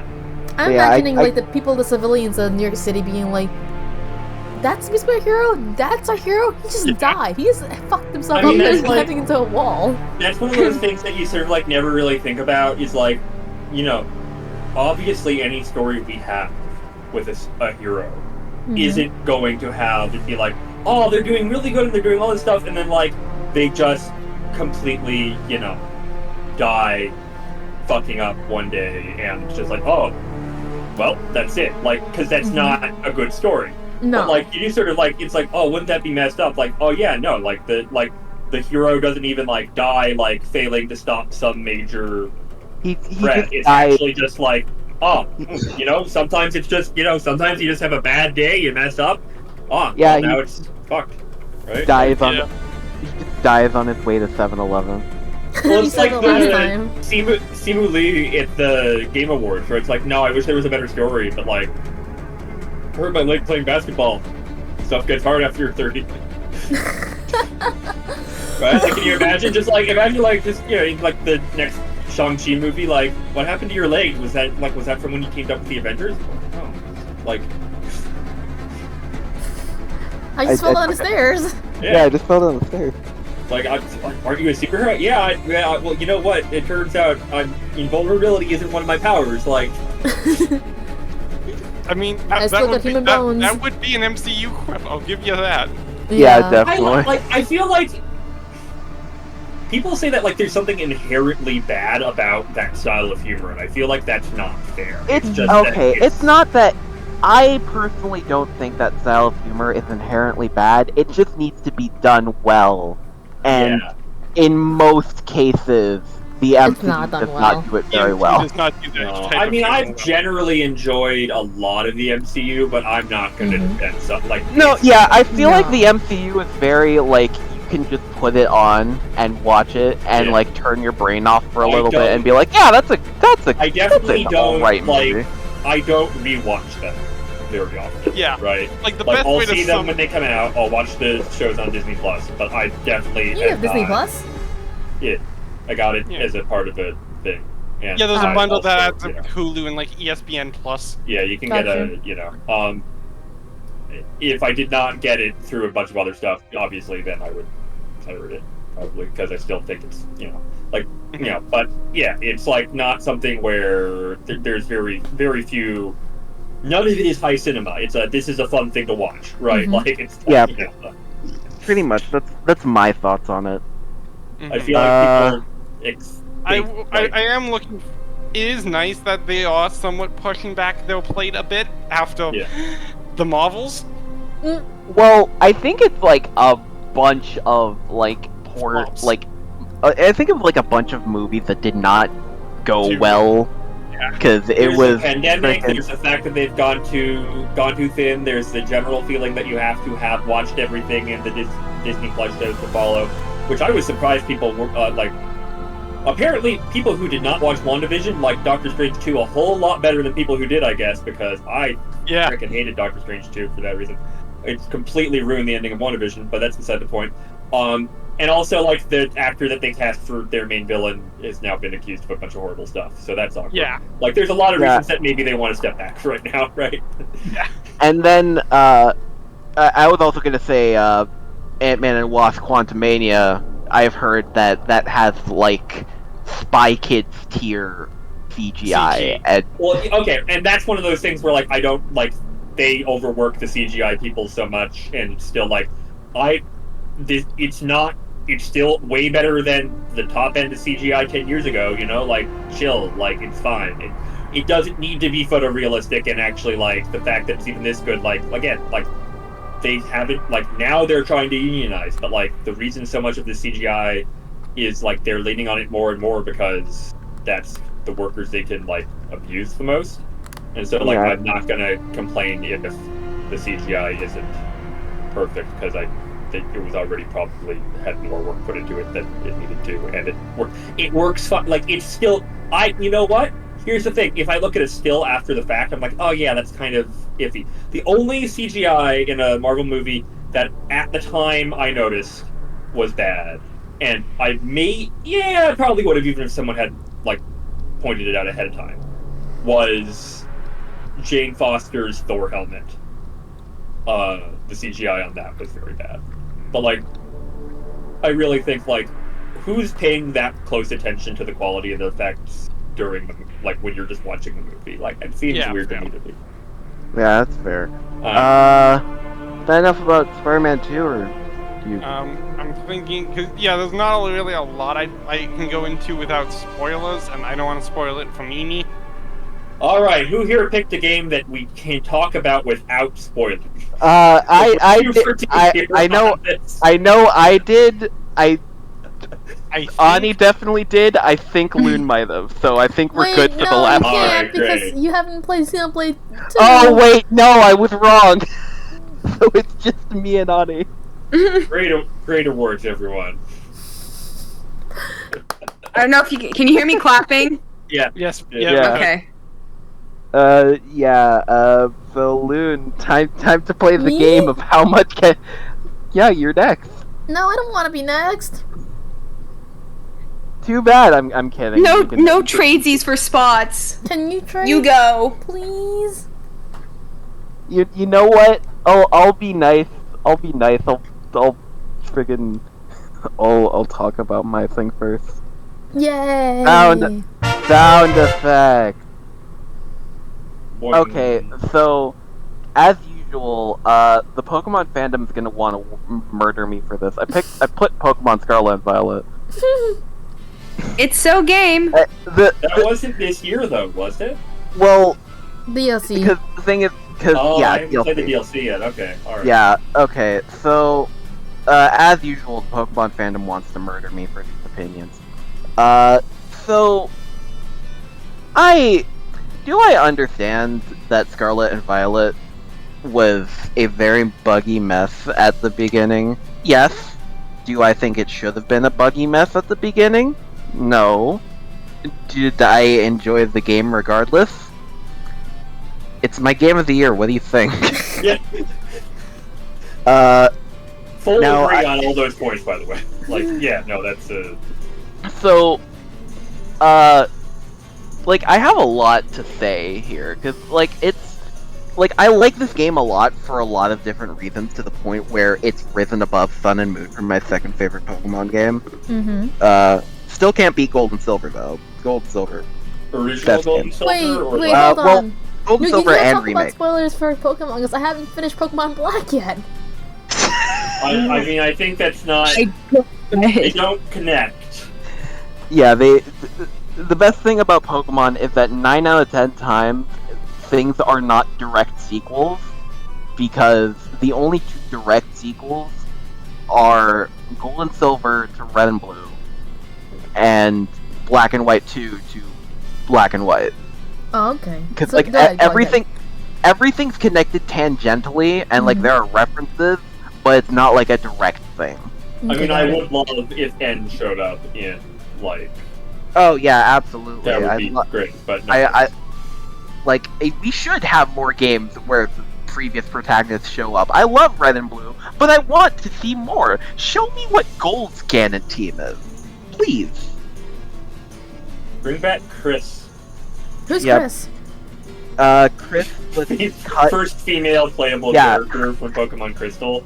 who Oh. ended up being cut in the yeah. who ended up being replaced in the remakes. Oh. Fun With, fact. with like a way worse design, in my opinion. No. Oh, absolutely. No offense to whatever I forget what her name is. It Lyra? Lyra. Yeah, like no offense to Lyra, but Chris's design was better. So Let me look her up. Fun fact, by the way, when they were making Heart Gold and Soul Silver, I forget who was the character designer at the time, but they were already into designing Lyra, and then when someone reminded them, "Hey, Chris exists," I heard that. Yeah, they actually forgot. Yeah, no, it's. Oh well. So, what's the deal with airplane food? Yeah. You probably shouldn't was- be eating it anymore. Why 'cause You're Why? well, you're in an enclosed space. Oh, Keep your mask on. yeah. I am gonna actually take this silence to actually bring up something that is tangentially related. Mhm. And also callback. Do you guys remember last year when I posted a link to the old Pokemon websites Yeah. that were still up? Yeah, Mhm. I did a and I bit of remember exploring that because I'm old. and Oh my god, that was a year ago. Now I feel even more old. I did some digging like after the episode got. Huh. Oh, there goes Mimi. Okay. Well, guys, Me exactly. Hi, sorry about that. I got jump scared by my family. Didn't they hear us saying jump scares are like the cheapest? Yeah, No, I'll wait they till after. I'll wait till they- after.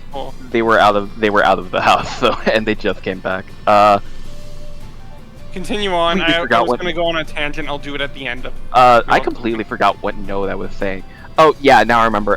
So when they were designing when they were designing Lyra, after Lyra was already made, someone was like, "Hey, do you remember that there was a female protagonist already?" And they were like, "Oh, well, we have a female character design already. We might as well use it." And that's how we got Lyra instead of Chris. Oh my Yeah, god. no, I heard that, and it's just like, oh god, really? Yeah, it. You know, honestly, oh god, at that point, I feel like it's a little bit less forgiving. At this point, the franchise is old enough that people are working on it, and like, okay, you're not gonna know everything about every other game that's come out. That's fine. But back then, right, it had only been like 15, no, less than that. Like, it had been like 10, 13, I think. yeah, like, I feel like it's a little weird. Well, I guess that's...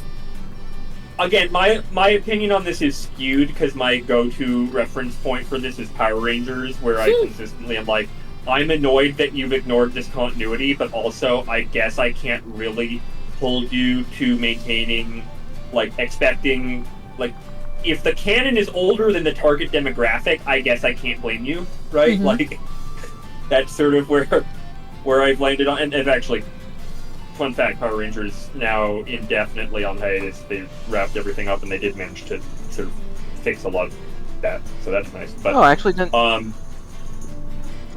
that. That's yeah, interesting. it's not like they're not planning on doing more, but like they did that production thing, and they're like, okay, well, we finished this. We plan to do more, but this was sort of like the last entry that anything like sort of is set. It could be the last in this continuity, you know, and they did manage to set everything up in a way that works with the timeline in a way that I did not expect them to be able to do. So that's nice. But again, like, even if they hadn't, the show is aimed at kids. First and foremost, it's great when you can appease older audiences, but if the event happened in an episode that aired before anyone watching was born, I'm not going to begrudge them if their policy was to not worry about it, right? I think it's a similar thing with Pokemon. Like, if this is from a game that is older than the developers of the current game, then okay, fine. Maybe you forgot some detail, but I feel like Heart Gold and Soul Silver was like not long enough after Gold and Silver for that to be reasonable. Yeah. I will say she is in Masters. I don't know if you play Masters, but she's. I did for a little while. Yeah, she was actually it's funny, she was actually a launch unit in that, and she was in there before. Yeah. She was Ethan. I hate that they changed his name to Ethan. I will forever call him.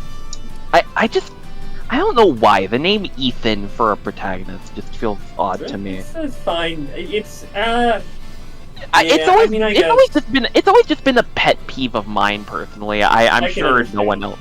Yeah. But yeah, she was actually in there before Ethan. Is Silver's name still Silver, or did they change? Yeah, Silver is still Silver. Okay, yeah. But yeah, so freaking Scarlet and Violet, that's what I was talking about. Yeah. But yeah, so it became like my second favorite game over Sun and Moon. So like I said, I'm not blind to the issues. Mm-hmm. But I think I said this in the Fossil Fighters video, in the Fossil Fighter Frontier video. I try and be like a generally positive person towards video games, where like, yeah, I know there might be issues, but like I try and look past those and see the good. Yeah, that's a good attitude to have. Like, first of all, this is the first freaking open. Well, okay, it's. I will say I don't like the fact that they showed it off as an open world and then they essentially railroaded you because of the level scaling and stuff. I just kind of wish that they added like proper level scaling.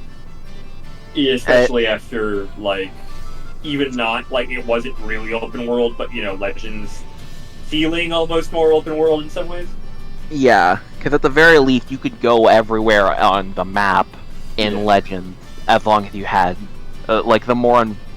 It wasn't just, oh, you have... I mean, yeah, you still had to go to... Oh, you have to go to this map first, then this map, but it was still but, like, at a certain point, it's like... At a certain point, like, I actually would prefer something more like the Legends, right? Because at a certain point, it's like, yes, it's an improvement that in this game you can hoof it all the way across this map. Like, I think I'm gonna fast travel anyway, so it doesn't really matter, right? Like, I mean, on one hand, yeah, it's more for the novelty of, like, hey, I can go across the entire world. I could start at what would normally be, like, the 8th gym, rather than, oh, I have to go on this specific path. Like, I'm not someone who is super, like, oh, every game has to be open world, because then it's just gonna stop being special. But I do like the idea of Pokemon games being open world. Sure. I think, like, the compromise, sort of my idea would be, again, because my feeling is, like, I don't know, like, more sort of like from the technical perspective, right? Like, you're talking more about level scaling, but also just like the thing with Legends was like, you did have the separate sections, which is why it didn't count as fully open world, but it did have a degree of the scaling, was like, just have it be like, you could sort of create the feeling of still being able to go all the way across if in each location, like, there was like a ski lift or a what's it called, like gondola or whatever, like, yeah, something that sort of like, this, you go here, and it loads the next, like, another of the sections behind the animation of you being carried across on this thing. Yeah, that makes sense. I can get behind that. Like, that seems like that would be close enough, right? If you really, like, and generally probably you would still be like, oh, it's easier to fly somewhere, right? But but also generally just, I really like the world design in this game. Like, I really like Paldea as a region, because, like, on one hand, yeah, you have your average Pokemon staples. You have big icy mountain where all the ice types are. I love the roadside Pokemon centers. Oh, absolutely! I adore those. At first, I was like, "Hey, that's kind of weird. Why don't we have like actual? Why don't we have like actual full-on Pokemon centers?" But then I realized that they were supposed to be essentially like gas stations. Yeah, and I kind of love that. Like, the ideal, like the realistic way to do it would be you would have both, right? Like, in cities, you would have something more akin to like a gas station, and then you'd have an actual. Yeah, I agree. I do like how they're starting to sort of theme the Pokemon centers around the region. Yeah. Because in Galar, you had I think they explicitly said that when they were designing the Galar Pokemon centers, they were designing them based off of like pubs and stuff. Mm-hmm. So that's actually really cool. And then you have the gas stations here, and I really like that. I'm not sure what that says about Spain, but I do want to say, Mimi, what are your thoughts on this on the VTuber Pokemon trainer? Okay, so I love Iono. She's not. She's great. Like, yeah. Yeah. Funny enough, she has the best. I love her coat. She has the best. Yeah, her coat makes no sense, and I love her little stupid like Magnemite hair pieces. I am disappointed those didn't turn out to be original form. Oh yeah, like a pink Magnemite, that would have been cool. Yeah. I think everyone did agree the best trainer in the game was Larry. Oh no, I love Larry. I love Larry. Larry's fun. I do think he's maybe a little over, like, people. Like, it makes me. It's like one of those things. Like, yeah, I get why people resonate with this, but also that's kind of sad, and then that makes me sad, right? Like, yeah, that's fair. That's fair. Can I voice my, or if you have more? I want. Well, I mean, obviously, I have a lot to say, like I said, but I do want to say real quick. It's funny how Iono's the third gym leader, and yet she has the best use of terrestrialization in the game. Oh, is she? I feel like I used her like 7th. Well, okay, so like if you're going based off of level order, she's the third gym leader. Okay, so I like alternated between the different like story. storylines. Oh, like I think like storyline wise, she's like around 7th or 9th. But like I feel like I still like wanted to like just because I did a bunch of the other. I saved the gym leaders for last because I care the least about the sports arc, right? Oh yeah, that's fair. As much as I like Nimona, like I'm way more interested in Arvin and Penny. Yeah. Yeah. Like that's the same. Like everyone tells me that Nimona's their favorite rival now, and like on one hand I get it, but on the other hand I just like the other one so much more. I do like as far as theme naming things in Pokemon, naming the Team Star groups after the stars in the Cassiopeia constellation is such a like no kid is going to get this. But then the adults look at it and they're like, "Oh, that's cool." And then you have the fact also, how many adults are gonna get that realistically? Okay, the people who are really into like stars and constellation are gonna be looking at that and like, "Oh." And then you have the fact that Penny goes by Cassiopeia too. That's great. Yeah, look, that's part of the theming. Why they're named that way, right? Like that's It's just like such a weird choice to. How willing are we to talk about endgame spoilers? Okay, it's been a year since the game came I out. think for this one it's I'm fine with talking about endgame spoilers. Let's try and shy away from DLC spoilers. Yeah, because I haven't played the DLC yet, actually. Can I make one comment regarding sort of like stylistic bug type stuff before we move on, though? That's just like the thing that bugged me the most. Yeah. Okay, if you are going to fully animate people's mouths moving in cutscenes, voice them. No, I agree. It's insufferable when they are clearly moving. Like, either have subtitles and don't bother animating them that way, or voice them, because it's really jarring. I genuinely don't understand why Pokemon does not have voice acting at this point. It's so weird. Like, I do not get it. Like I noticed that more than any bugs or anything. I'm just like, why?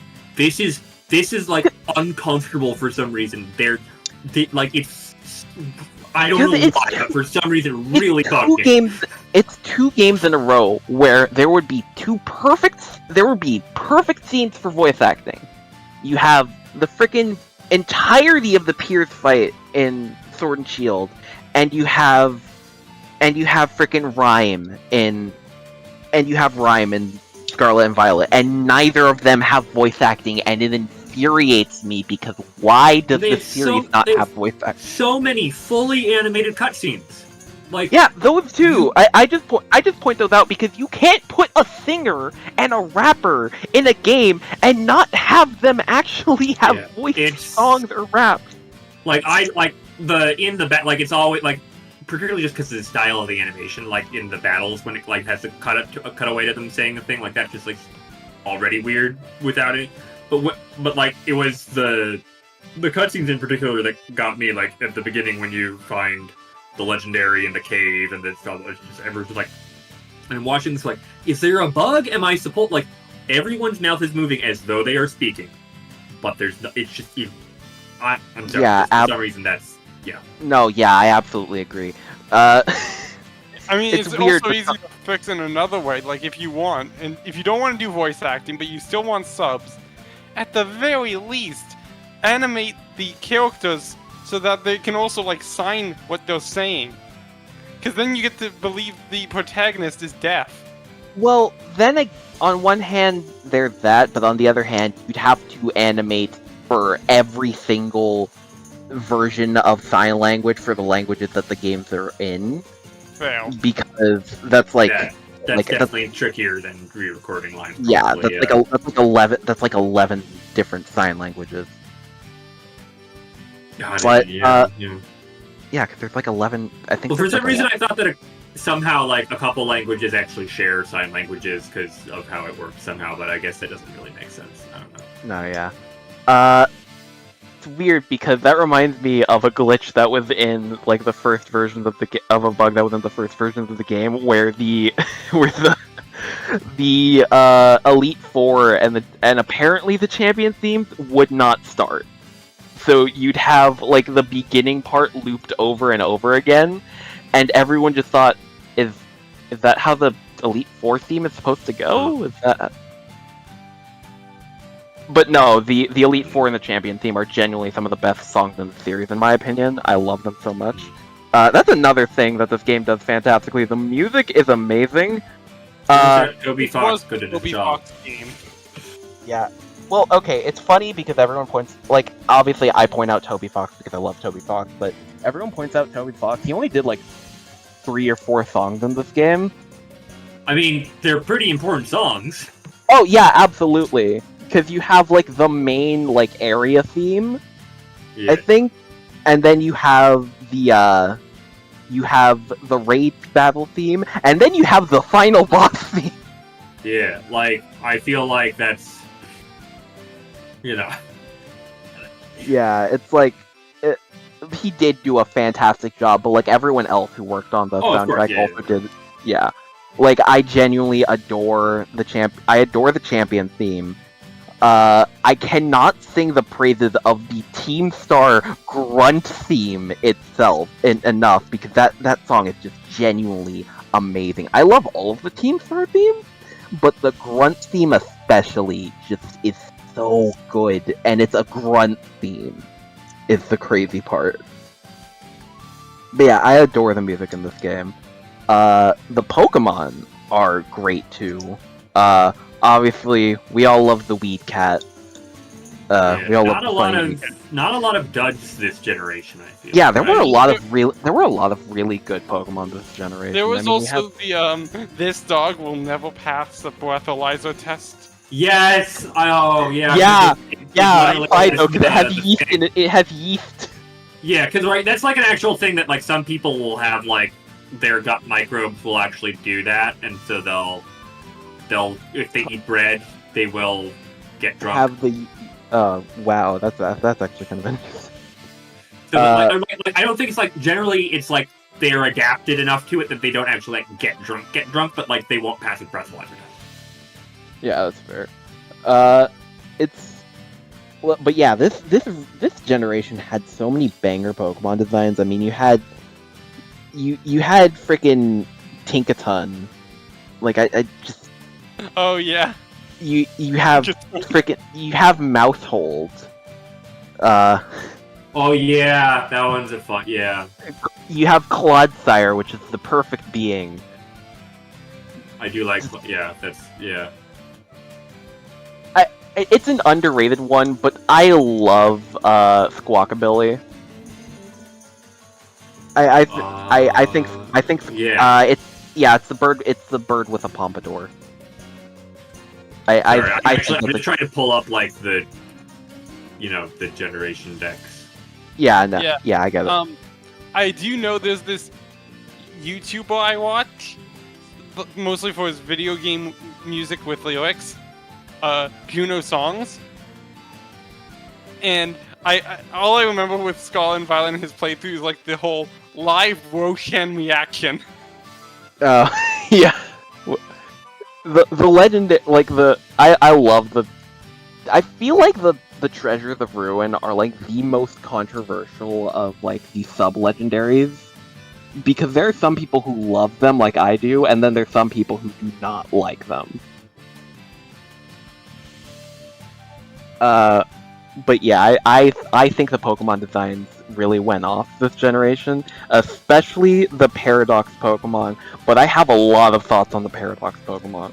The Paradox Pokemon, I think, are pretty hit or miss, but I'm sort of like mostly in the naming. I think the naming is very okay. Yeah, I think the naming the naming blows, but I think the Pokemon themselves. I think the conceit for the future is like a little like, oh, that's not like, okay, I get it, you want to do technology, but like I don't know, man. Okay, I want some like Future is Wild type shit, you know? Okay, I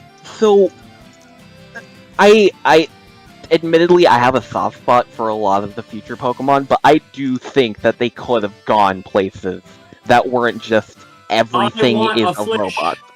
I want a Flish. Give me a Flish Pokemon. Someone showed, like, I vividly remember there was this Tumblr post of someone who made a concept of a Paradox Cursula, like the evolution of Galarian Corsola.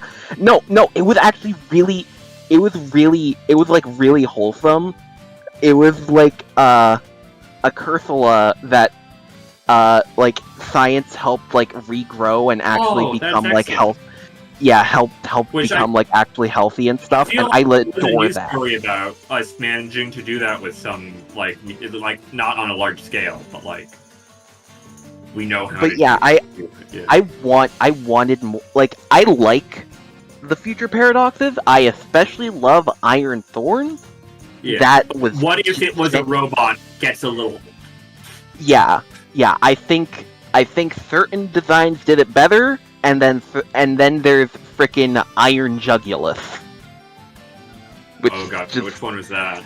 Oh it's yeah, it's the Hydreigon one, and that upsets me because I don't hate it as much as other people do, but I am such a Hydreigon fan, and that hurt me so much. The funniest thing to do if you were open to doing ones that like aren't that aren't robots, that are actually just like this is what it might evolve into, would be as if you could have you would have different forms of it, and they would have different numbers of heads, and you would have a way of seeing like how far in the future it comes from.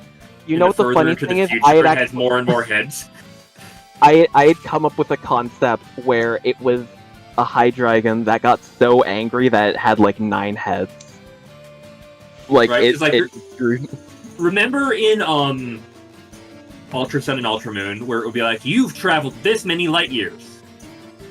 Oh, like if we had like if we were able to like go into the future and like go in something that indicates like this Paradox Pokemon comes from this far in the future, and how like the further in the future it is, the more heads it has. Yeah, that would. That's just sort of the path it takes, huh? Okay. Yeah, and then it could work like the Pumpkin Booth, where it's like stats are distributed differently. That would be kind of cool. Yeah.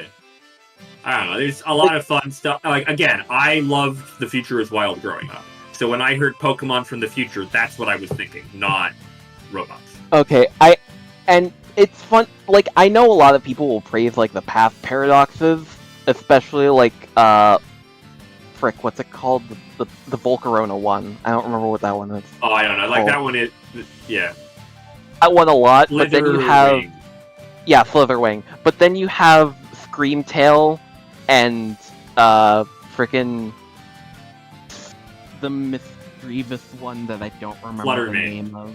Fluttermane. And those are just it's Jigglypuff, but it's bigger and has a tail. Oh, it's I do like Fluttermane's design, and I also I like both of them, and they both are like I would believe you if this it's one of those things like yeah, a lot of animals haven't actually evolved that much. Yeah, right? that's fair. Do you know how old sharks are? Do you know how old sharks are? They've been around for 2 galactic years. You know what would have been... Speaking of that, you know what would have been really funny? If they just did a Paradox Sharpedo, and it was just Sharpedo again. That's the other, that would be the other joke, right? Or the future something, and it's still the same, and you're like, uh-huh. Okay, that's interesting. Wonder how that's so well adapted. Its stats are different, but it's just the exact same design. Well, I like the funny thing again, have future Sharpedo be the same, except the shiny coloration has become the normal coloration. Oh, that would be kind of cool. Yeah. But yeah, starting as a Sharkopath joke. But yeah, I thought the Pokemon designs in this game were amazing for the most part. Yeah, I gave my respects to frickin' Squawkabilly already. Underrated I like Pokemon. I think it's amazing. Annihilate. Congratulations on evolving by being so angry that you die. Yeah, that was freaking hilarious. It's funny because that was hinted at in the freaking other. Yeah. It was hinted at in another freaking Pokedex entry. Like this Pokemon gets so angry, someday just peacefully pass away. I will say, my one, like, I guess, big complaint, other than why are all the future ones robots, is probably Palafin's hero form, which I don't like. I love this hero form. I love Finizen. It's so great. It's finally a dolphin, and then it's just like, I like the idea, but I just feel like the actual design is not. That's fair. I feel like Palafin hero form is very mixed in a lot of people's eyes. Yeah. But like, again, for the most part, right, every generation has a couple that are like, this is not ideal, right? I think the gimmick is the best that's ever been since Mega Evolution. I think Terastallization is a fantastic gimmick, and I know it's nothing super special, like, visually, but from a gameplay perspective, as someone who's, like, mildly into competitive stuff, this is the best gimmick that's ever been in a Pokemon game, because it gives so many Pokemon a chance to be relevant. And I just love it for that so much. It's a very interesting idea. I still kind of just feel like they really, like, especially if they're going to lean more and more on variations of existing Pokemon, they should have just, like, Mega Evolution, I think they got it right the first time, and then being, like, going on and doing other stuff, they're like, but it's not this, like... Like, I love Mega Evolution, but the issue is that they need to give it to more Pokemon that actually deserve it, because you can't just keep giving us Mega Charizard over and over. No. And it's not a problem with that's not a problem with Mega Evolution, that's a problem with who they decide to give it to. Like, that's not... Yeah. Like, I still feel like we were robbed of Mega Flygon. I still think we were robbed of Mega Flygon. There's a lot. I don't know. Maybe it'll come back one day, but... But yeah, I do genuinely think that Terastallization is a fantastic gimmick. Give me Mega Mousefold, and it's like 100 of them. That would be great. Should we move on? Or... Well, I wanted to go over the story. This is the best Pokemon story ever. Best mainline Pokemon story, because I don't want to throw Mystery Dungeon out. Yeah, this is the best mainline. Definitely, like, the first time I feel like they've put an effort in since Black and White. Yeah. Okay, that's not true. Sun and Moon also did pretty. Yeah, Sun and Moon did a great job of its story, and no effort in at all whatsoever. So yeah, I think then Ultra happened. Ultra was interesting, but it wasn't really a story. It was just sort of like a, what if the story was kind of different? Yeah, what if? Yeah, what if? Yeah, okay, I get that. I'm just upset that they ruined Lusamine, because she went from genuinely intimidating, like, uncaring, just completely lost her mind villain, to, the whole time I was actually somewhat right, and I'm being forgiven. And I'm just upset that they completely changed the route they were going for with her. Because I feel like she was genuinely... I feel like if you have sort of the context of the expectation of things going how they did in Sun and Moon, then I feel like as a standalone thing that doesn't change stuff, like as a separate story, Ultra Sun and Ultra Moon is interesting in seeing how it varies from that with those expectations. Yeah. I like Ultra the same as like, Yeah, I like Ultra in that way, but I genuinely just don't like the fact that they just completely changed the direction that Lusamine went. I mean, I'm not clear. I forget how it wound up happening. Like, which is, like, canon?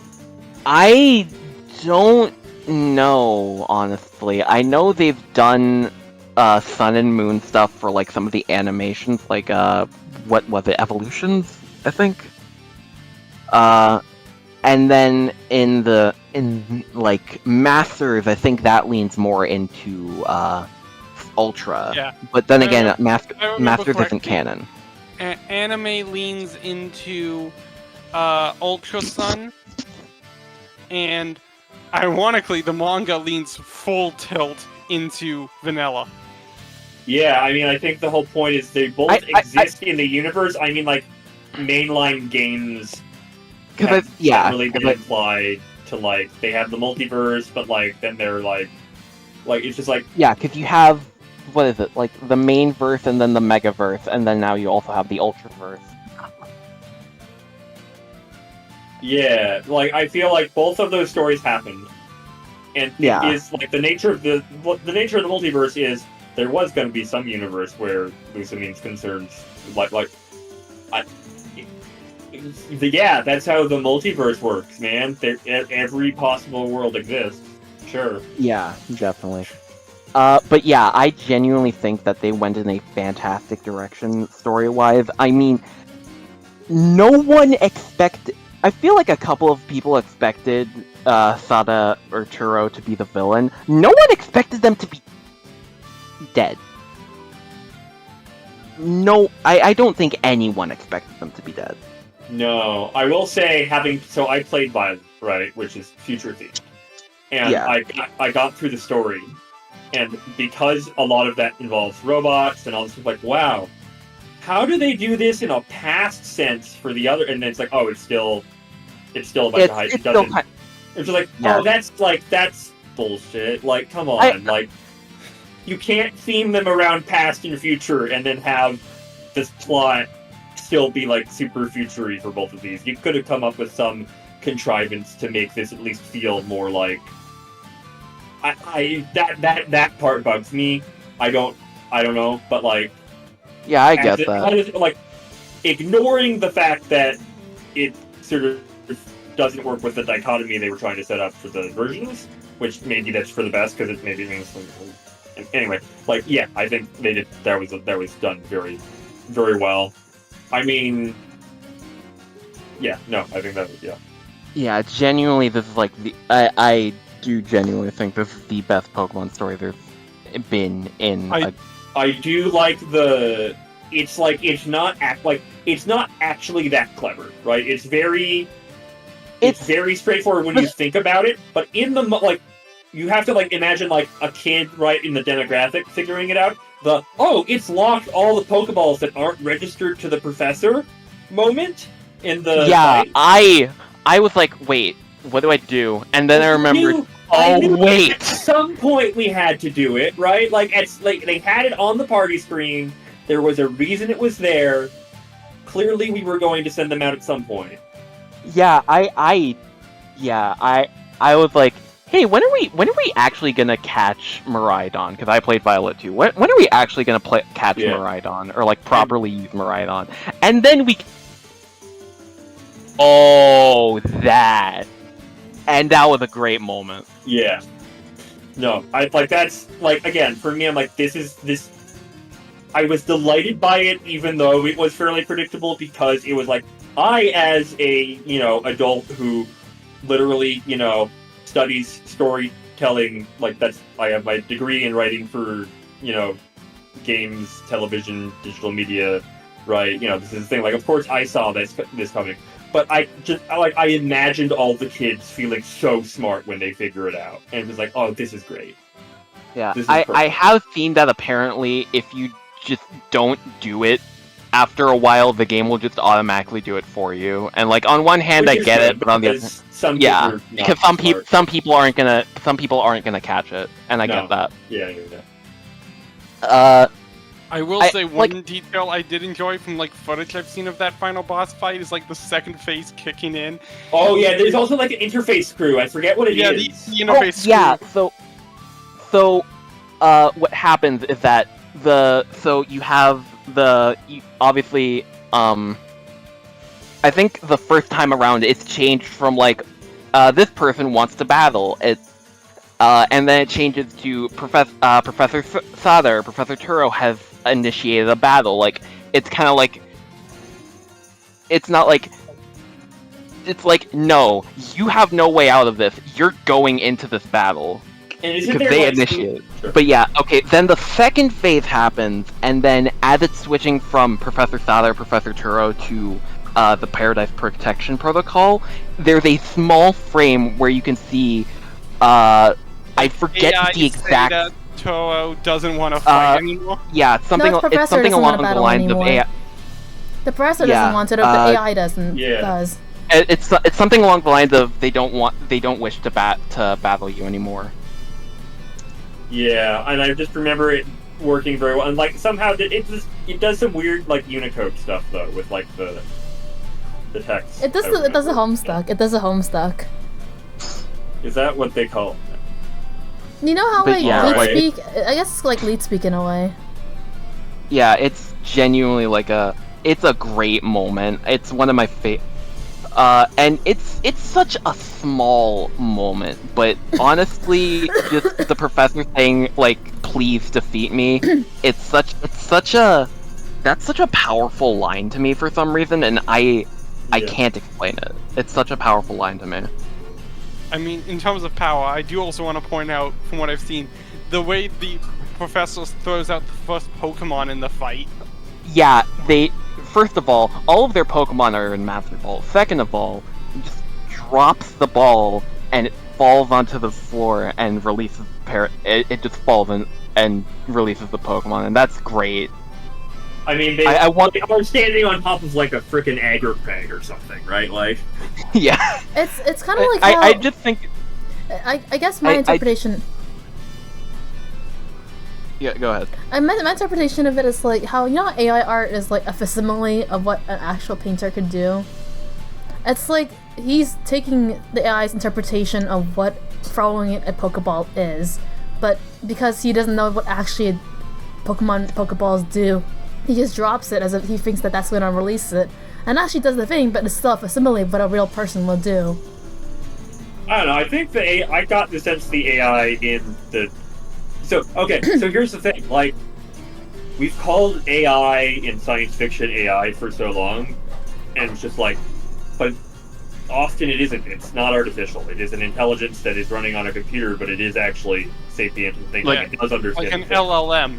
Yeah. Or like Portal. LLMs aren't, right? Like the AI we have in real life that everyone's like, well, that's not real AI. That's just machine learning. Like, no. That's the point. It's not real intelligence. It's artificial. It's actually a better name for this than the thing we call it in science fiction. Because the stuff in science fiction could be real. Wouldn't you be offended if someone said that you were an artificial intelligence? Like, it's a computer intelligence. It's a digital intelligence. It's a synthetic intelligence. It's not artificial. It's not fake. The stuff we have now is fake. I don't think that the one in Pokemon is a fake intelligence. I think that because it's based off someone's real memories. I guess that makes sense. It's explicitly stated that it's based off of the actual memory of Father Turo. Yeah, and again, that's just one of those things where words get words exist. Yeah, AI means a lot of different things, and very few of them are related. But yeah, my general thought is that it's like it's supposed to be just kind of a moment, because if you just had the professor throwing the Pokeball down, that wouldn't be as cool. The fact that it just I think I sort of took it to be it was emphasizing how high up they were, that by the time the distance that it falls is as far as you would throw it anyway, right? Like, that's not... Also, maybe you're cutting in and out. No. Wait, my mic was away from my face. Is it better now? It's better now, yeah. Okay. But yeah, like, genuinely, that's one of my favorite fights in, like, anything now, because it's just so well composed that it's hard to describe how much I love it, genuinely. Because it's just so well done as a boss fight. And, like, as a story piece. And, like, yeah, in the context of stories in general, maybe it's not, like, the best twist, but in the context of Pokemon, this is a frickin'... In the context of Pokemon, this is frickin' Shakespeare, because you look at Red and Blue, you look at Ruby and Sapphire. There's stuff like with like N, and like maybe some stuff with Lily that's like, oh, okay, they put effort into this writing, And- but it's not very common. Yeah, and then you look at Sword and Shield, and it's like they tried in certain areas, but then they didn't try in others. Mm-hmm. They tried in all the wrong areas in Sword and Shield. Yeah. I'm one of the people who thinks Hop is not as bad of a rival as many others. There's it's like the character's fine, but there's no story. There's no story other than they're in a rivalry and they're in a sports league and they go and they play the sport good. Like there's no, and then occasionally Sonya will come along and be like, I heard a legend about this thing, and then at the end the president's like, I've been having this evil scheme this entire time, and you haven't interacted with it at all, and it's dumb, and it happens out of nowhere, and it's like, there's no progression. It's just like, oh right, we have to have like a big thing happen. Okay, here you go, and it's like. It's also the world's dumbest evil scheme. Yeah, it's dumb. I will say, it is funny if you replace President Rose with Elon Musk in that. No, it's like people have made a joke about that. I think that was at least somewhat probably like not specific like not it wasn't like Elon Musk, but that sort of like archetype was certainly, I think. Yeah, I will say in some slight defense of Sword Shield's defense, despite everything wrong with the Eternatus storyline, the final fight against it was pretty awesome. Sure. Pretty awesome. No, and I actually think that once things like, if that ending had come at the end of actual build-up, there was a lot about it that was very cool. Right? Yeah, I like absolutely. Sort of like the whole corporation sort of like being against you type, like sort of like going through all this stuff and getting like sort of like, yeah, the league is run by this guy, so it's all sort of like, oh well, okay, I guess we're like there's you. Yeah, I think deserved much more setup and like everything. Like it had such a good concept, and then it's just everything what's else. His name also the like insufferable rival. I hate that man. But like he has like this actually really like they're like, yeah, he was picked and he thinks like this is the one. He's like, I'm gonna do this, I'm gonna prove it, I'm gonna make you proud. He's like, who are you again? Like that's like actually like, you know, sort of compelling, like, oh, this is like messed up and like I can't wait to see this person break from this trauma and turn on everyone and have a villain arc. Like I wish Bede was written so much better because everyone praises him like he's one of the best rivals of all time when he is the least important character in any Pokemon game, in my opinion. No, it's actually like again, this shows how little I interact with sort of like the online fan. I don't think I've heard anyone saying anything either way about Bede just because it's like, no, I genuinely despise Bede because I actually really liked the idea of him becoming the next fairy type gym leader. And then they do nothing with it because he's just the same character after all of that. Yeah. The most they do with it is like, oh, in post game it's like, oh, we need Bede's help. Oh, I already stopped them. Hey, can we do a rematch? Yeah, I hate Bede so much. They could have written him so much better. That was funny because I essentially built my team. I was just casually playing. I was like playing casually, getting like weaknesses, and I'm like, oh, this will be a quick trip. Yeah, I don't like Bede, but yeah, Scarlet and Violet because we've been on this for like 30 minutes. Yeah. So yeah, Scarlet and Violet. Like I said, I understand that this game is not perfect. I'm not gonna go ahead and say it is perfect, and I can understand why there are people who think it's not a very good game. Do I think some of them are overreacting? Absolutely, I think some of them are overreacting because some people are way too over the top about how good a tree looks. Wait, hang on. People are overreacting on the internet? People are overreacting? Oh my god. Oh my god. Yeah, Jesus fucking Christ, what is wrong with these people? This is abhorrent! It's the internet, people are gonna be. Yeah, I do think... Mimi, you're quiet again. Mimi, you're quiet. No, that's just because I was so loud. No. Yeah, because I do think that these are fantastic games, and I feel like people will. I feel like this is gonna be like a black and white situation, where like you have that group of people. I don't think it's necessarily black and white. I think it's more Okay. gray. We never got gray.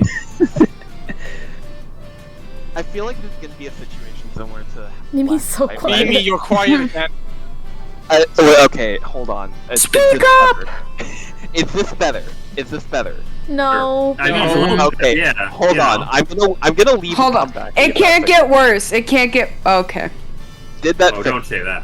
No. It sounds fine to me in this I'll case. just raise his volume. Yeah. I was gonna say at this point, just raise my volume. Okay, we're good.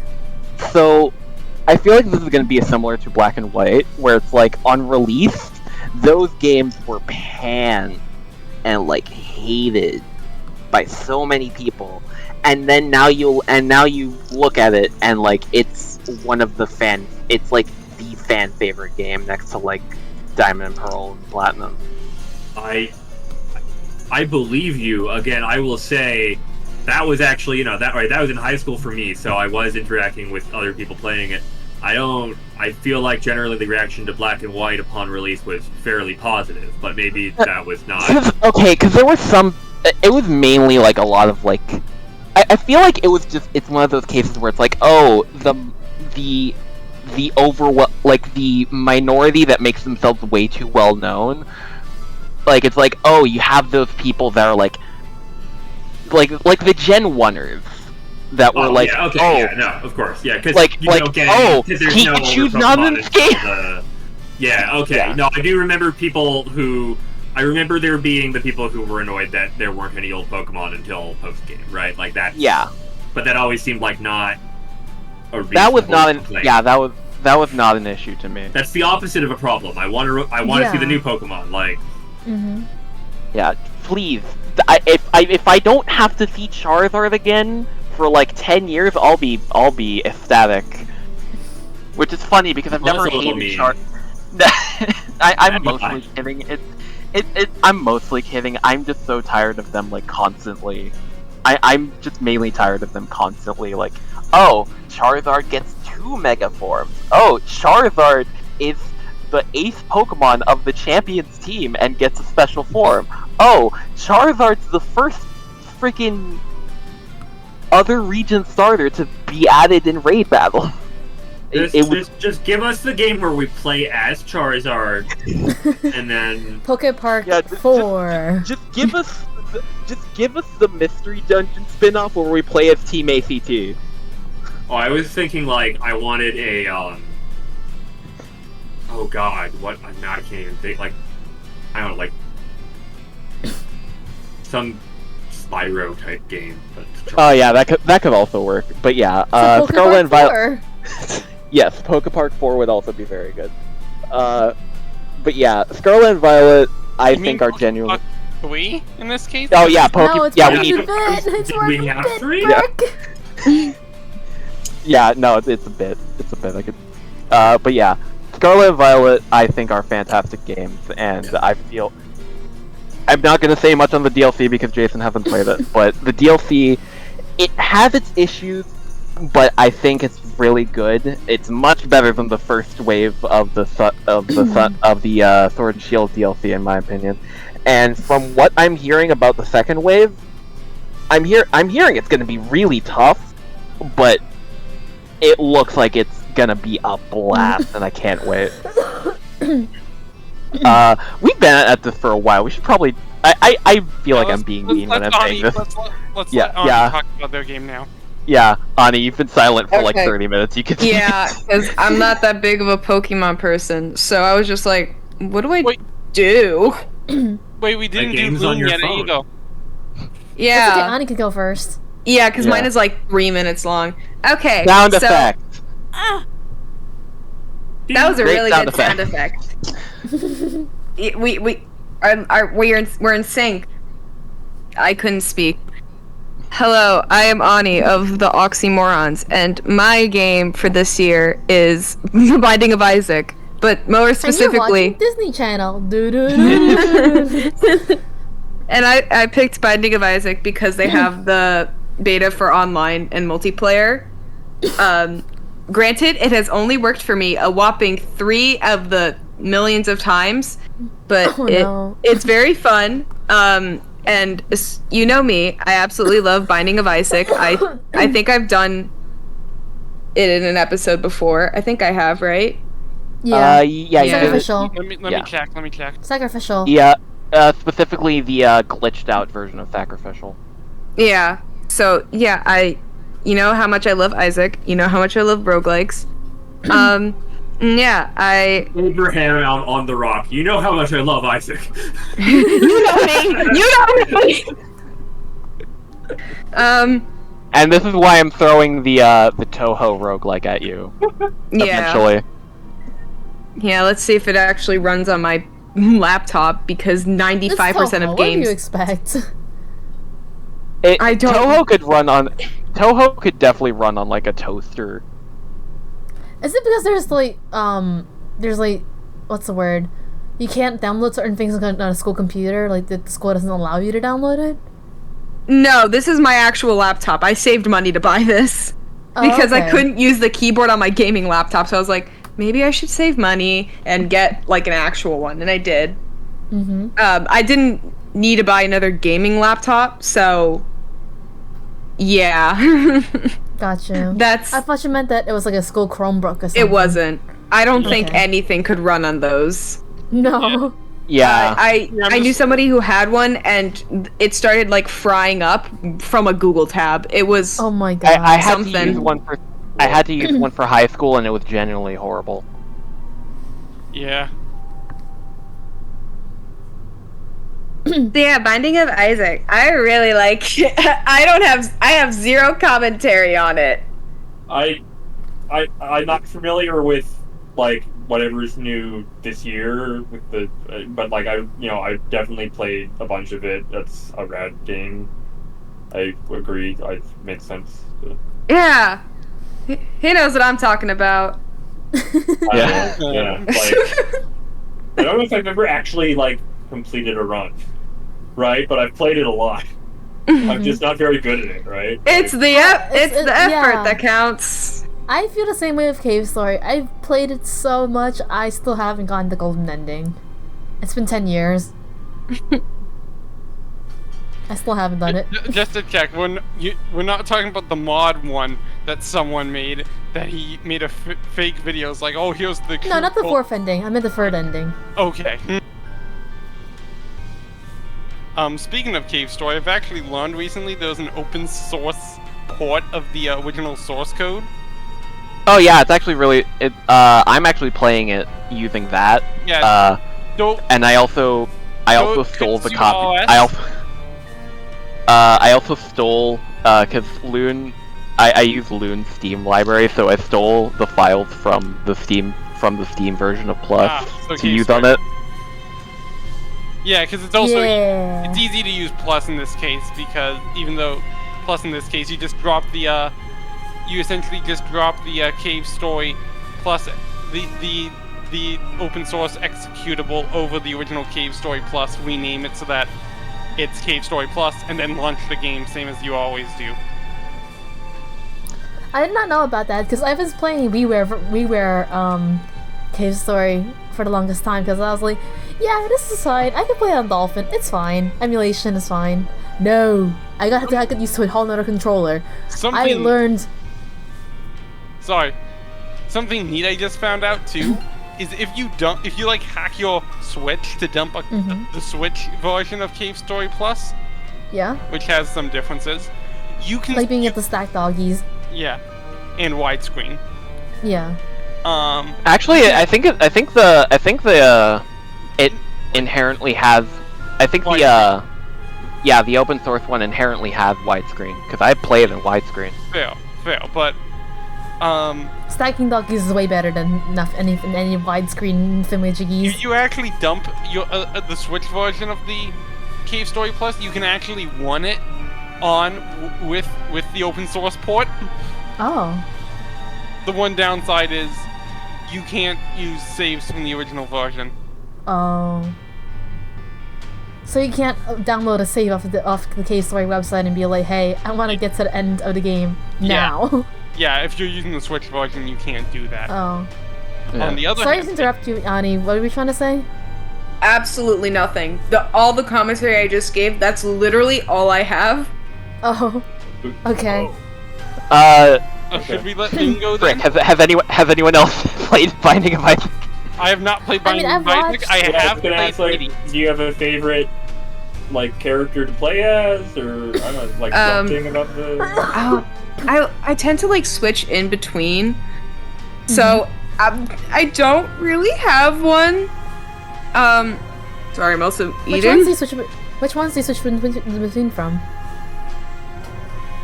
Oh, I usually do all the characters. I mean, if I had to pick, I'd probably my favorite is Azazel.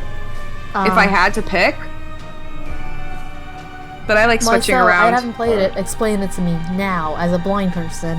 A blind person said game, not blind person. Silly. Disabled. I was about to send a picture, but I was like, but you literally just said as a blind person. I was like, no, wait, hold on. I meant blind to the game. I like wait, that. Sorry, I'm also eating. I do think you can actually add alt text on Discord images now. Yeah. Really? You've always been able to do it. Azazel, is described in texts as in religious texts as having 10,000 eyes and all this various stuff, and I just like the because there's this idea of biblical angels being eldritch abominations, and I just like the idea of the idea that the average angel is just this big, massive eyes and wings is actually a statistical outlier. The average angel has 2 eyes and 2 wings. Million wings and eyes Azazel is a statistical And it's ironic because Azazel has 2 eyes and 2 wings in this, so. Yeah, in Binding of Isaac, they go with the much more reasonable, Yeah, I mean, then again, it's because they have to code in a humanoid body plan for most of their characters because because all of them are just works. because all of them are how just it works. It's just the name Azazel always reminds me of that because I think it's very funny. But, yeah. Yeah, I've always wanted to play Binding of Isaac, but unfortunately I am broke and I feel bad pirating an indie game. I mean, is it that expensive? I don't remember. It can't be that expensive. It doesn't sound pretty often. It's so long at this point. I think they've kind of they've made a lot of money on it at this point. You know what? That's fair.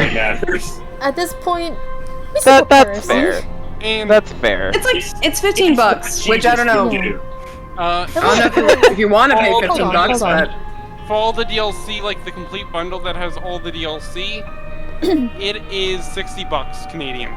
yeah, but just Rebirth is 15. Mimi, we're going to Build-A-Bear till 23rd. That's enough money to warrant. That's more. Going to Build-A-Bear is worth more than it is to pay to buy Binding of Isaac Rebirth. You see the difference is You see the difference is I'm getting compensated for that. Wait, why are we? But you'll have more fun out of Binding of Isaac than you do with Build-A-Bear plushie. Can I get a mudkip from?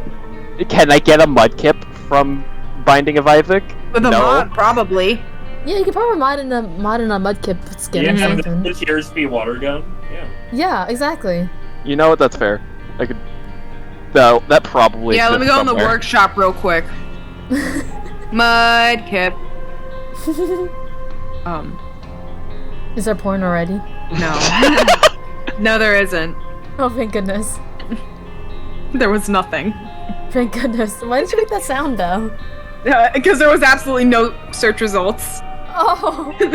You see? Oh, that's so I can't get mudkip from Binding of Isaac. Well, maybe you should use your coding skills and code one in. Yeah. I have a very basic level of Java knowledge, that's it. Get better! I don't know what to tell you. Take an online class or something. Yahweh just comes down from the clouds, is Mimi, I will put Mudkip into Binding of Isaac, but only if you take your Build-A-Bear and smash it with a rock. You'll get all the DLCs. He's blackmailing you. It'll be just like in the story. And in the last second, he'll come in and say, it was just a test. You don't actually have to do it. And then you actually do it. It's like, you totally thought I was going to stop. let's be honest. Y'all make me be kind of a dick. Oh my god. This is But so yeah, stupid. I actually did find someone who in my anime club who has the card game of it. Oh. So I might try that at some point. That'll be your gateway drug. My gateway. Should we let Loon talk about? Oh yeah, I think I have nothing else to say. I gotta do it quick because I'm eating dinner soon, but I am talking about side effect. You're literally the best, Xenoblade Mimi! Chronicles 3 for the third time in a row, baby! Second time in a row. What was the first one? It was only the it was your game last time. No, what was my first game? I don't remember. Frick, what was your first game? I think it was. Wasn't it like Imposter Factory? Oh, it was. Yeah, you're right. So, Xenoblade Chronicles 3 has been my favorite game for a very long time. Okay, 2 years. But the reason why I got into it in the first place was because of my ex, and now we're broken up, so I have poisoned memories of this game. But it doesn't stop me from liking this game because it is a very good game. And I haven't played it because I don't own a Switch, and I don't think I ever will, consider how old it is by now. At some point, I want, whenever I actually have money, I want to buy you a Switch. But yeah, I'm gonna be 30 fucking years old and you're gonna be buying me a Switch. I mean, by then, it'll either be very cheap or be very expensive tech from the old world before the apocalypse. One way or the other. That's only when, like, what? I'm 21, so, 22, 23, 24, 25, 26, 27, 28, 29, 30. 9 years away, so... Oh, I thought you said 40. I said 30. No, yeah, they said 30. I'm sorry, I thought you said 40. My bad. I mean, my accent it's makes it... still possible the apocalypse could happen by then, but... Yeah. My accent makes me sound like makes my TH just sound like F, so that's probably why. Oh, that's fairly common, I think. Yeah, I think that's just a list. No, wait, that's S's. A list That's is the S and the TH. Yeah. Like, I have a slight list. Yeah, I have a list. Yeah, it's pretty noticeable, dude. Sorry, I don't mean it like that. I don't mean it no, like I get that. it. I get it. I know I do. Do you? Yeah. I'm kidding. Face about it. But yeah, Xenoblade Chronicles 3, great game. I played the I watched the gameplay of the Xenoblade Chronicles 3 Future Redeems, and I was like, oh my god. And I was like, okay, this has to be my game of the year for the Auxies. And I was like, okay, how do I begin to explain without spoiling somebody? Because I held in most of my ranting about this game for a very long time because Mimi's here and Kat was here, but Kat isn't here anymore. But Kat played Future Redeemed, but it took the longest fucking time to do it. So I was like, literally all I know is that Shulk and Rex are there, and that's it. That's all I know. And Rex explains why non-binary people exist. Explains why non-binary. Yeah, A is somewhere. Okay, so Numa was the female persona, and Antos was and No Locos was the male persona. So Antos is somewhere in between. That's why A is non-binary. Yay! That's literally how, not literally, but almost exactly how Rex explains it in the game. That means nothing to you right now, but it will mean something to you when you finish Xenoblade 2. Okay? Got that, Mimi? Got it? You got that? Mimi, play Xenoblade 2. I'm waiting for Kat to give me the copy. just like watch a gameplay video. But I wanna play it myself because I like Xenoblade 1. Gender binary is on posts made to sell more badly. That's why they were non-binary. Oh my god. It's through the illusion. I mean, I don't think there's bathrooms, like, gendered bathrooms in Xenoblade. I don't think there's bathrooms in Xenoblade. Like, literally, the world is apocalyptic. Guys, where do the Xenoblade characters shit? Guys, I gotta know. Do they even poop? Do they even poop? You know, I mean, can blades eat? maybe not. Can do hums poop? Do Yes, they do. Yes, they do. They eat, so they must poop. how do you remember know when we found out that going way back all the way to Spider-Man 2 when we found out that Venom's saliva was the symbiote's waste? What? Yep, that's canon. That slobbering tongue, that's how the symbiote disposes of waste. Oh my god. Oh, that makes Spider-Man 2 a bit more. Uh-oh. Uh-oh. Interesting. Uh-oh. Oh?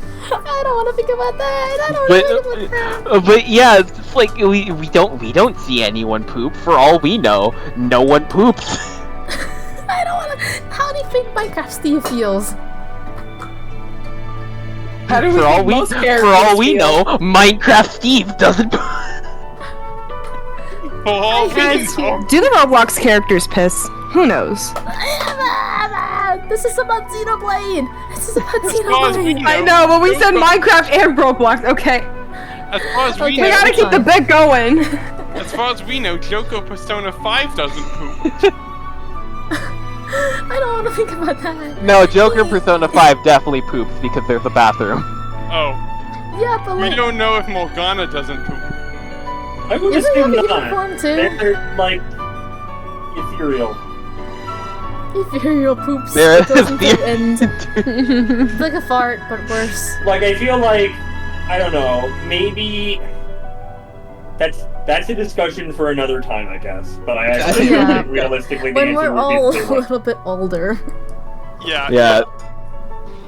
Do you want to continue on, Loon, or? Yeah, so I love the music in Xenoblade Chronicles 3 because, you know, Xenoblade music slaps in general. I think it's But- impossible for a Xenoblade song to be bad. Yeah, I do agree with some people saying that the Xenoblade soundtrack is not, the Xenoblade 3 soundtrack is meant to be more atmospheric, but because the way it coded the game in that it loops the song from the beginning, every time you skip chapel anywhere, anytime you open the menu, it starts the song again. It's really stupid. I don't Yeah. think people should. I think I people should don't- be able to. Why would they do that? That's not good. I don't know why. It's so stupid. That's not good. I know, and they spend. I mean, I understand programming is hard and the game development cycle's vicious, but couldn't you fix that? I want to hear my game songs from point A to point B. Please, I just want to hear them. I don't want to go through the game hearing the first 20 seconds of the game and that's it. Of the song, I It's the mean. bug that we were talking about in Pokemon. Yeah, how you can only hear like the first 5. It's how the you can song's only supposed to sound. Oh my god. you can The only cycle hear the repeats first anew. 5. You can only hear the first 5 seconds of the freaking Elite Four theme. New philosophical proposition. The universe is simply the sound of the Big Bang infinitely repeating on loop. Oh my god.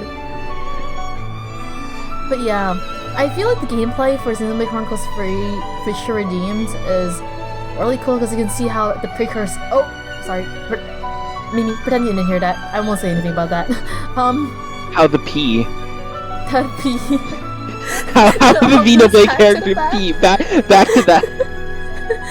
But yeah, I think it's really cool to see the characters of Xenoblade. You know the premise of Xenoblade Chronicles 3, right? Not in the slightest.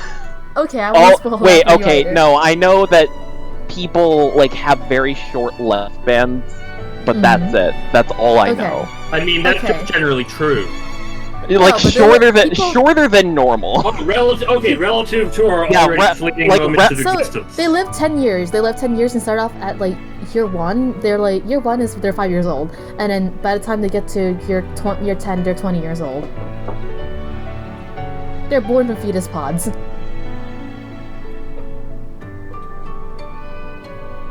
Xenoblade stories they exist. Yeah, but They sure do. so I and then there's also the fact that some people live outside that cycle, and the fact that that happens is really important to the game because they're realizing, oh, we don't have to live in this endless war forever. There's other options. That's like the Inciting Incident in Xenoblade Chronicles 3, the base game.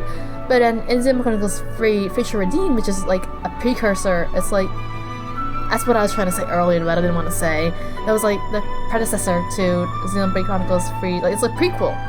And it shows the connection from Xenoblade 1 and 2 to Xenoblade 3, because the Xenoblade 3 takes place like thousands of years in the future, like almost thousands of years in the future, like an infinite amount of time away from the future, from Xenoblade Chronicles 1 and 2. But I really wanted to say that I can't believe that Xenoblade Chronicles 3's boss was like, final boss was foreshadowed since Xenoblade Chronicles 2's in its fucking alphabet. Like, how it, the amount of force that it took, oh my god. But I still feel like Xenoblade Chronicles 3 could have been... Okay, there's this issue that people in the Xenoblade Chronicles 3 community have where they think that the chain attack music plays too often because it interrupts the song. Like I said, it interrupts the song and plays the first few 20 minutes of the song, 20 seconds of the song over and over again. But because the Xenoblade Chronicles 3 base game chain attack music plays over, like it like interrupts the normal music, and the normal music is going ham. It's like choirs and like guitars and squealing guitars. You know, everyone always talks about that in Xenoblade 3. I think that happens in Xenoblade 2, honestly. Not Xenoblade 2, Xenoblade 1, honestly. Because genuinely, some of like the greatest moments in that game have like, and then you get. And I'm also really biased because I love all of the boss themes in that game. Yeah. But then you have the chain attack theme, and it's just well not the chain attack theme, but like now. I forget what it's. Engage just like the advantage theme, the theme that you hear when you get an advantage. I haven't played the game either, so I wouldn't know. I don't know Wii. I don't want a Wii. I mean, I do want a Wii, but like, I don't know. Xenoblade. Okay. Yeah, Xenoblade. I feel like people don't talk about that enough in Xenoblade 1 because you have that and the a character is dead, please heal this character, please theme. Yeah. But in Xenoblade Chronicles 3 Future Redeemed, they get rid of that issue. They're like, okay, we heard your cries, we'll fix it. And the very final moment where of course you have the chain attack again, they took away the theme and it just plays the song over the regular music over it. So I'm glad they changed that. Wait, no, I'm thinking of Xenoblade Chronicles 3 base game. What am I thinking of in Future Redeemed? I swear I was going to say something about Future Redeemed, but I forget. What was I going to say? Hold on, 1 second. Hold on. What should I hold on to? Your pants, your socks, your shoes. Your sanity. Your sanity, yeah. Wait, actually, no. I think we all lost that. Yeah, I was about to say we all lost that a long time ago. Well, it's overrated. There was one thing. Oh, yeah. I remember now. So.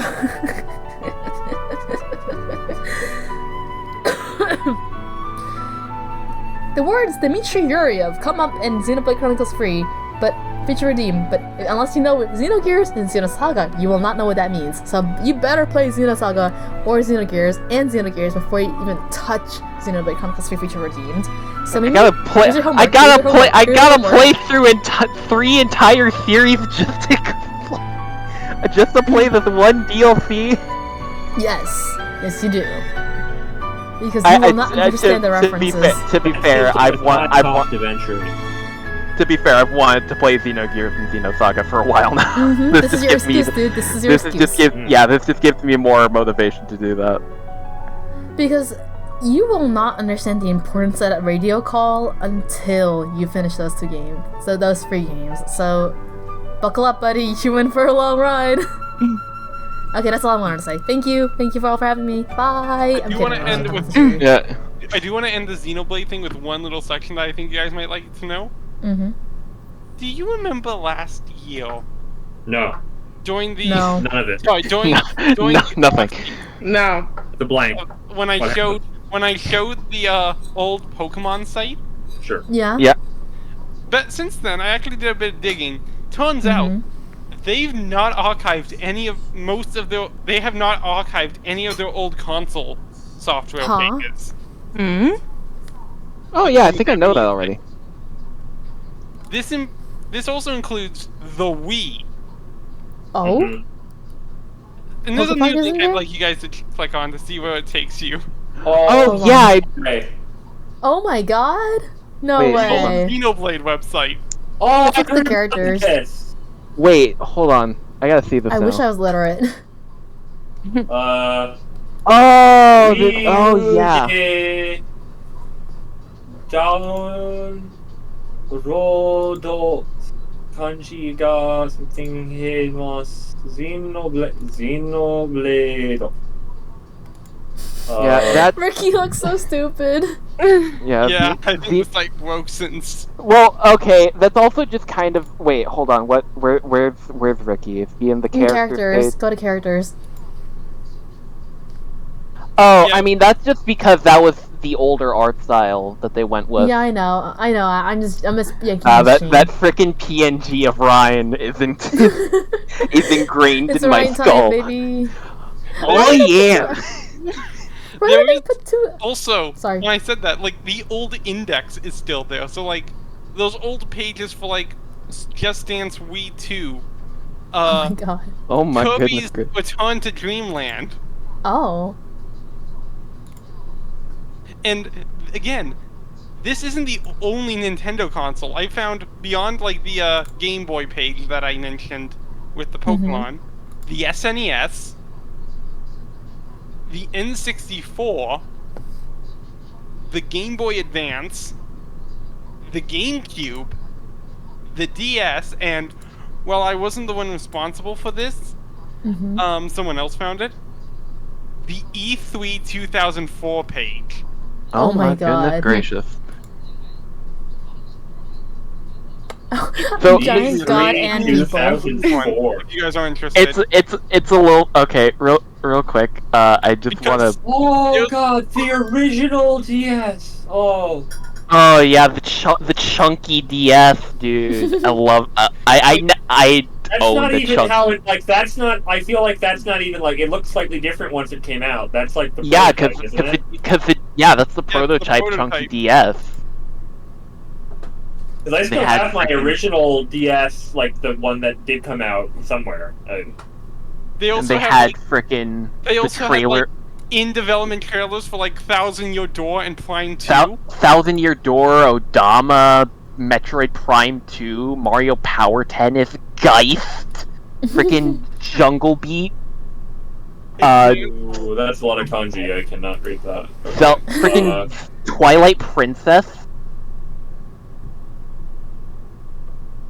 They had a freaking trailer for Mario Pinball Land and Mario Party Advance and freaking DK. What was this little GBA lineup? You have freaking. And they had The a trailer Donkey- for Hamtaro Ham and games. You have the Donkey Kong Country 2 remake, Legend of Zelda Minish Cap, which no hate towards those two games because they're fantastic. I love Minish Cap. Mario Pinball Land, Hamtaro Ham game, DK King of Swing, and Mario Party Advance. That's a lineup if I've ever seen one. I Yeah. mean, is that really any more like mixed than more recent E3 stuff? That's It's all just fair. like, oh yeah, sure, Give me that's here too. If you guys are interested, I'm dropping my whole catalog of old sites if you guys Oh, want to boy. browse them, but Ooh. But yeah, I will that's a lot more. I'll eventually do Xenoblade 3. Eventually. I'll eventually do Xenoblade 3 after I Yeah. eventually do Xenoblade 2. After you eventually do Xenoblade 1. He's already. No, did no, Xenoblade I one. already did Xenoblade 1. I just need to finish freaking Future Future Connection. connected. Future Future Connection. connected. Oh yeah, I keep forgetting about the weird Japanese version of Just Dance. There's Just Dance. Because the Japanese versions are not the same as the English versions. They are completely separate Wait, games. really? Oh my god, I completely forgot the Game Boy Micro even existed. Like, so frickin' I don't know why I was about to say Xenoblade. So Just Dance, so both of the Just Dance games had had completely different soundtracks than the Japanese version. Like Pum Pum Pum is in here. No. They had on time. No, Girlfriend. They had Avril Lavigne. Black Eyed Peas. Yeah, they had a bunch of like Japanese. I don't know. They had like a bunch of J-pop songs. There, and obviously they had like they had American songs too, but they had like a lot of like J-pop songs. Party Rock Anthem. I think specifically the first one was based off of Just Dance 2, I wanna say, and then the second one was based off of 3. I know that for a fact. But yeah, like that's always been a weird trivia fact to me because my sister is obsessed with Just Dance. I think it's really cool that they actually hire like real life dancers and paint them white. Oh yeah, that's actually I've always liked that. That's really cool. Because I remember seeing on like YouTube one time they recommended me Welcome to the Life of a Just Dance Dancer, and it was like her getting ready for the day. Oh, I saw that. Yeah. I think the algorithm was like on a crazy day that day. It was like everyone must watch this. Yeah. Real quick, Jason, because we went over Spider-Man again, I remembered I was going to ask this question while we were talking about Ben 10. Best 10... Yeah, I was about to say Best 10 Ben Alien. But Best 10... Best Ben 10 Alien. Are you asking me for the best Alien, or are you asking me for a list of the best 10? Mimi's muted. Sorry, I good things are going to happen. Were you asking me for my favorite of all of them, or were you asking me for a top 10? I couldn't tell. Your favorite. Because I feel like if you had to do a top 10, that would take forever because you need to freaking find 10. I don't know. I mean, 10. Like, I don't know. Like, I would say my top 10 is probably a very, like, it's probably a different list than if I picked, like, okay, you have an Omnitrix and it has this playlist. Like, that's probably, but, like, I don't know if it would take that long. But yeah, sure, yeah, if I have to pick one,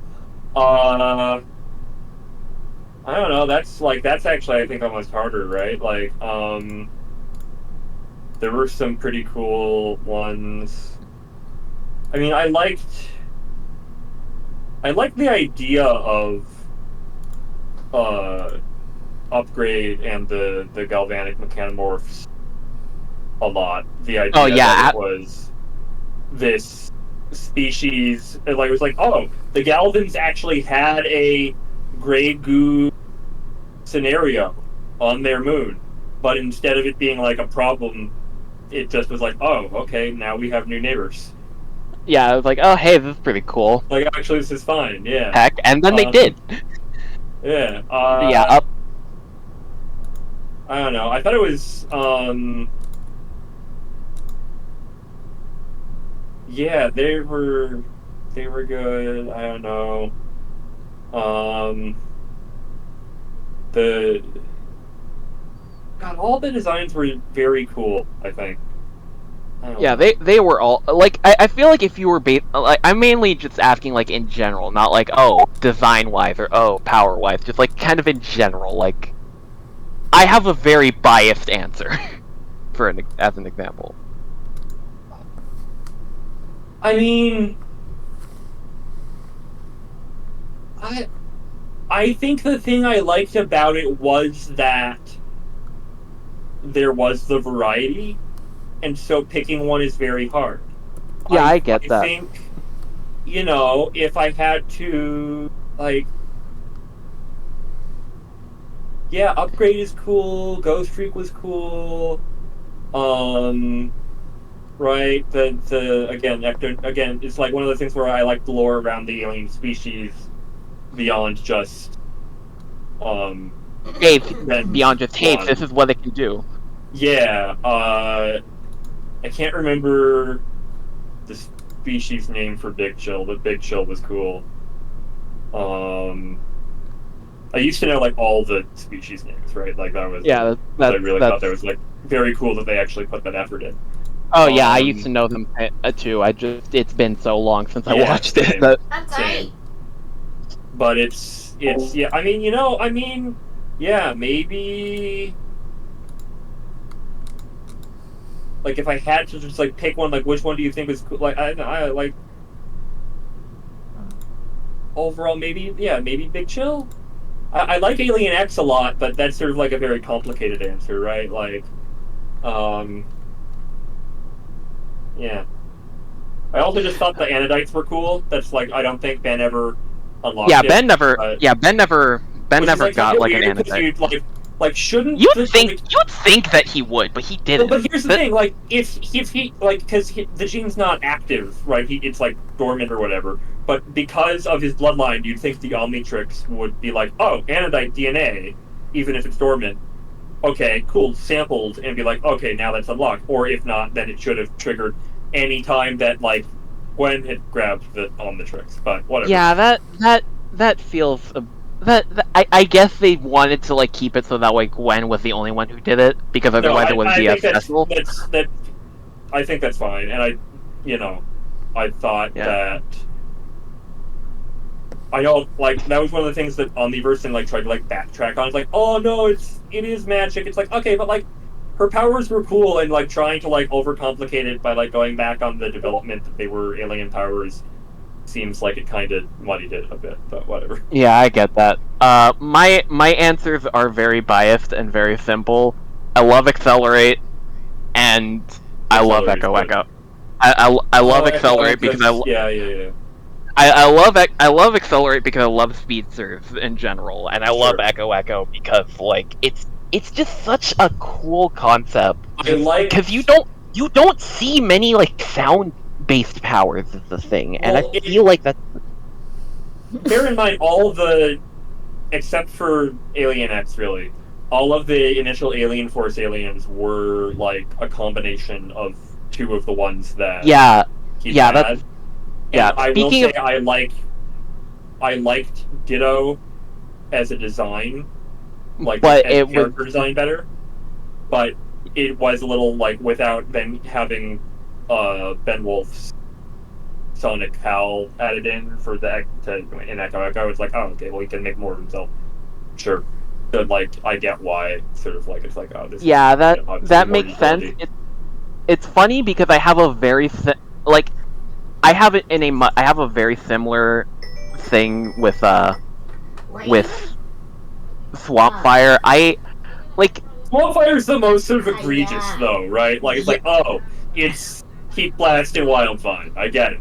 Yeah, like I feel like I don't know why I like Heat Blast and Wildvine more than I like Swampfire. Oh yeah, because they're both cool, and Swampfire's just like, oh, what if we put these like most of them are a little bit more subtle about the fact they really are just two of the previous aliens mashed together. Yeah, Swampfire is just subtle. Swampfire is just this is just Heat Blast. Hold up my headphones. Swampfire is just. Oh wait, yeah, I'll wait for you. Yeah.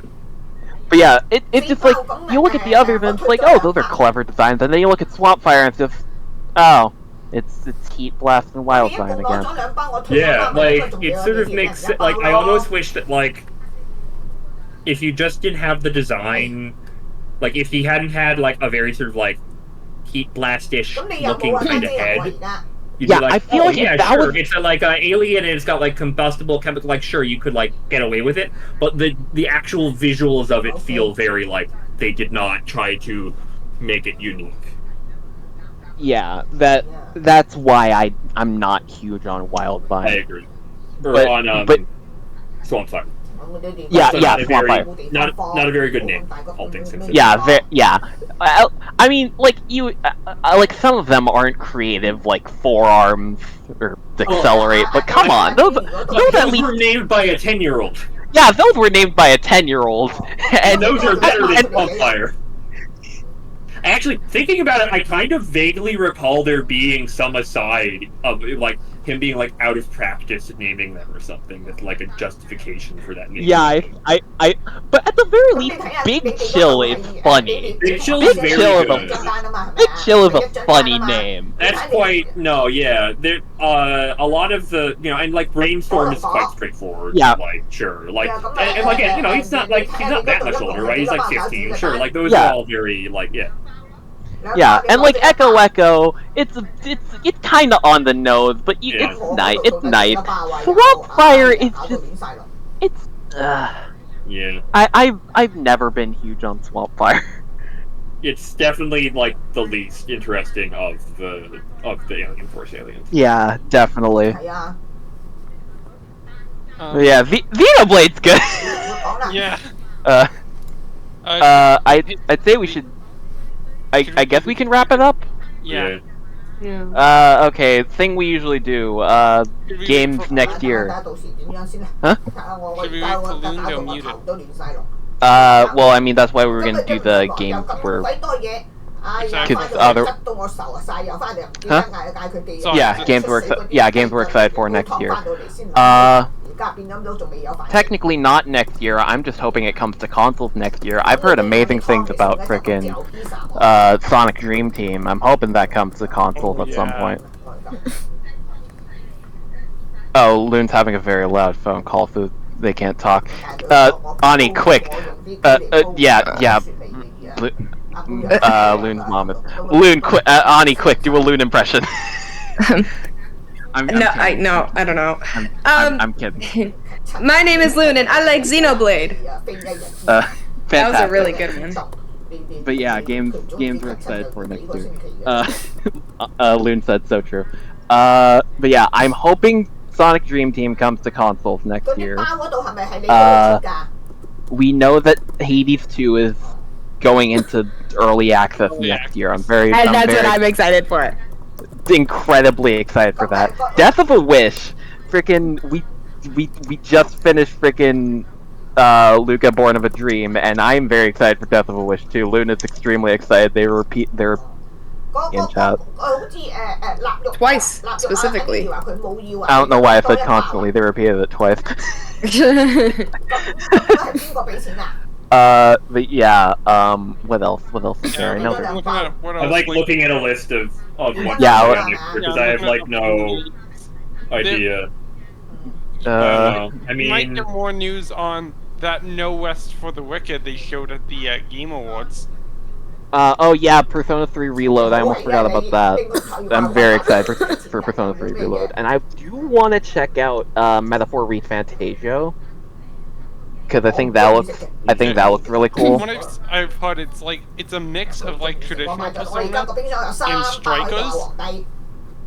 Yeah, because it's like a normal RPG and an action RPG. If Kat was here, he'd probably talk about Under Night 2 coming out, Under Night In-Birth 2 coming out, and I'm also very excited about that because I'm glad we can finally see the story end after it's been the same story for like 10 years.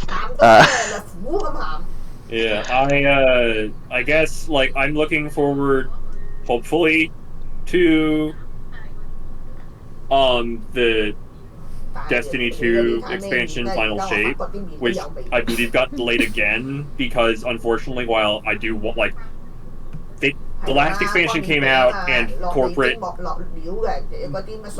was so out of touch with reality that even though it did perfectly well, they were like, they fired a bunch of people who had been at the company for like 20 years and now it's sort of like in free fall. And like, wow, I really hope they can save it because now they've delayed the expansion twice. But like, I do love the story and I hope that it can like miraculously stick the landing and hopefully like I imagine at this point a lot of the people who were let go would not want to come back anyway given the way that happened, but like that's sorted out and that the people who are still there can figure things out and that the people in corporate that got us into this situation if like I'm not so naive to think that they'll actually like see any meaningful consequences, like, but hopefully like at least like realize that they fucked up and don't continue to make stupid decisions like that. But yeah, it was supposed to come out in February and now it's June.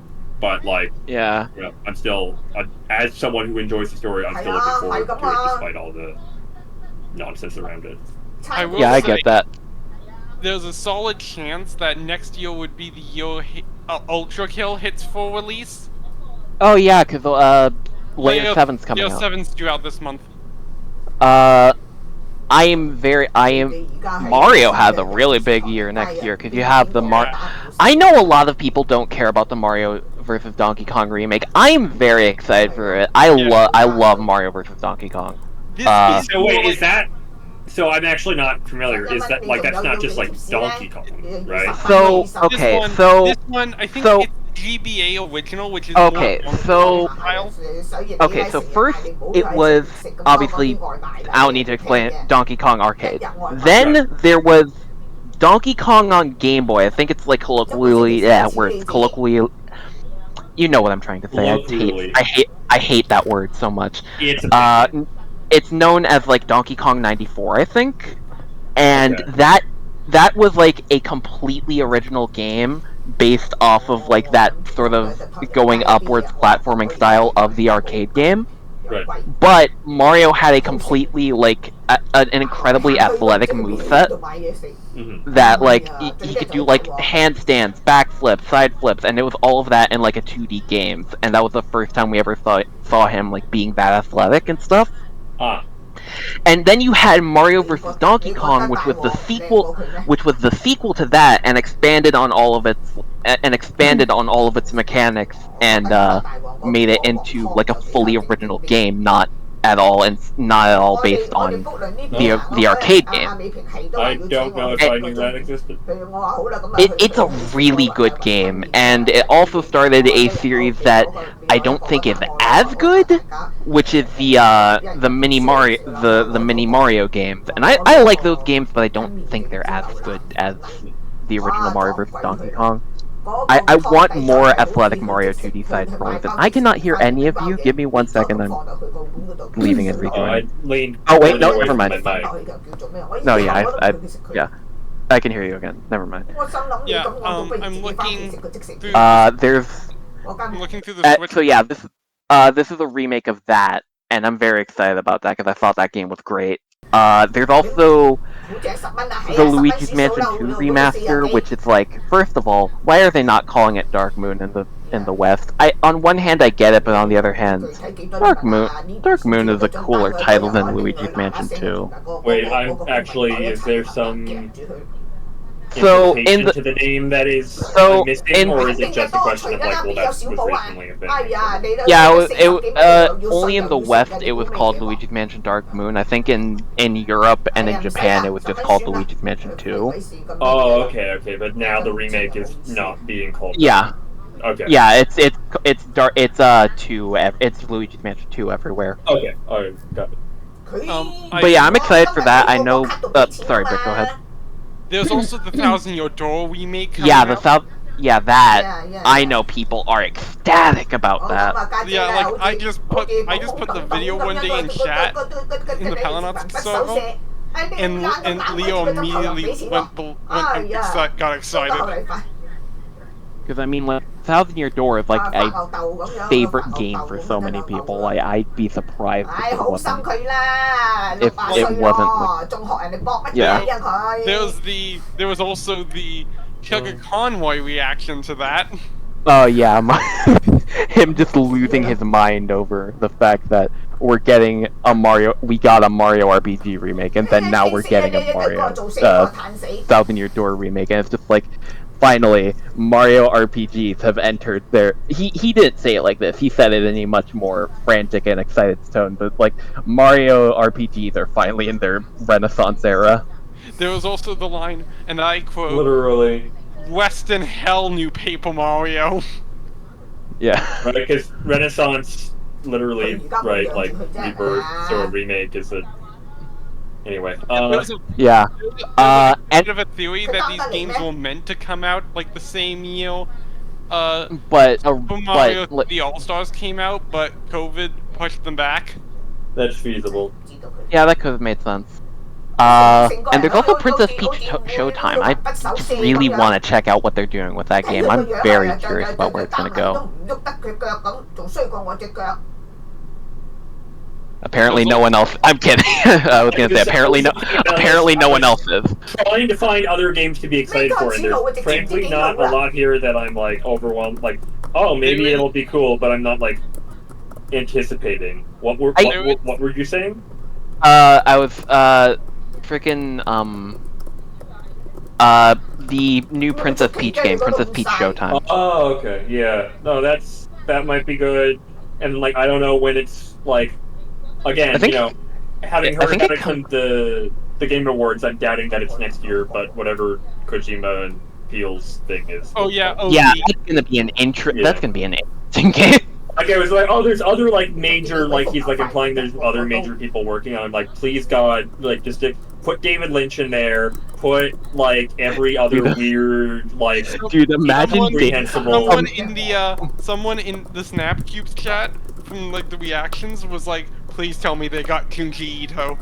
Yeah, Junji Ito, David Lynch. What's the guy who did? He likes Yoko Taro. Dude, imagine that would be the weirdest game of all. That would be the weirdest piece of media of all time, and it would be the best. God. But yeah, freaking. I know people are very excited about Final Fantasy VII Rebirth. Yeah, I mean, I've actually kind of like at this point been like, oh, I really enjoyed the remake, and at this point, like, it's been so guys, like, you should have had this all ready to go, right? This is okay. Thank goodness I'm back. Okay, you're free. You're free. Like, you should. I was gonna say. Yeah, you're going. That sounds like a Nightmare Blood rotation rather than an awesome collab. Well, did you see the video of all the actors saying the weird nonsense and just like, yeah, imagine that, but like at like that 70s show Blood rotation camera, but it's all those faces. Dude, I have not. Dude, just like it's the final one where it's just the Nightmare Blunt rotation. Final one, you just hear screaming. Yeah. We should end this soon, guys. I just have like a few more games. Apparently, they're making another Sucker for Love, which I thought that was kind of cool. Apparently, Pony Island 2. Apparently. Oh yeah, Pony Island 2. Oh yeah, that'll be right. No, that's probably a 2025 game. Yeah, that's like again, a lot of this stuff is like, well, like it's not a good thing that the industry is in a state where this is how it is, where it's just like, it'll come out this year. Oh, well, maybe next year. Oh, it'll be next year, and then sort of like that happens. Silk song. I know it's been delayed for so long, but I kind of still want to see Suicide Squad kill the Justice League. Because, I mean, like, I know it's been delayed for like 15 years, but like, I just want to see where the Arkhamverse goes. I'm tired. I hate the Justice League is evil. It's like, oh, I'm so tired. Like, yeah, that's fair. There's almost like this weird the new Superman cartoon is really, really good. Oh yeah, it's interesting that there's like a plot point of characters from different universes being like, there's all these universes where Superman turned evil, and like, think about just like, sort of like, given what we know about like the metaphysics of the DC universe, the actual like metaphysical harm Warner Brothers has caused by pushing evil Superman stories so hard these last couple of years. Most of those universes didn't exist more than 10 years ago. And like, it used to be really rare to have an evil Superman story, and they're like, we've got to have more evil Superman stories.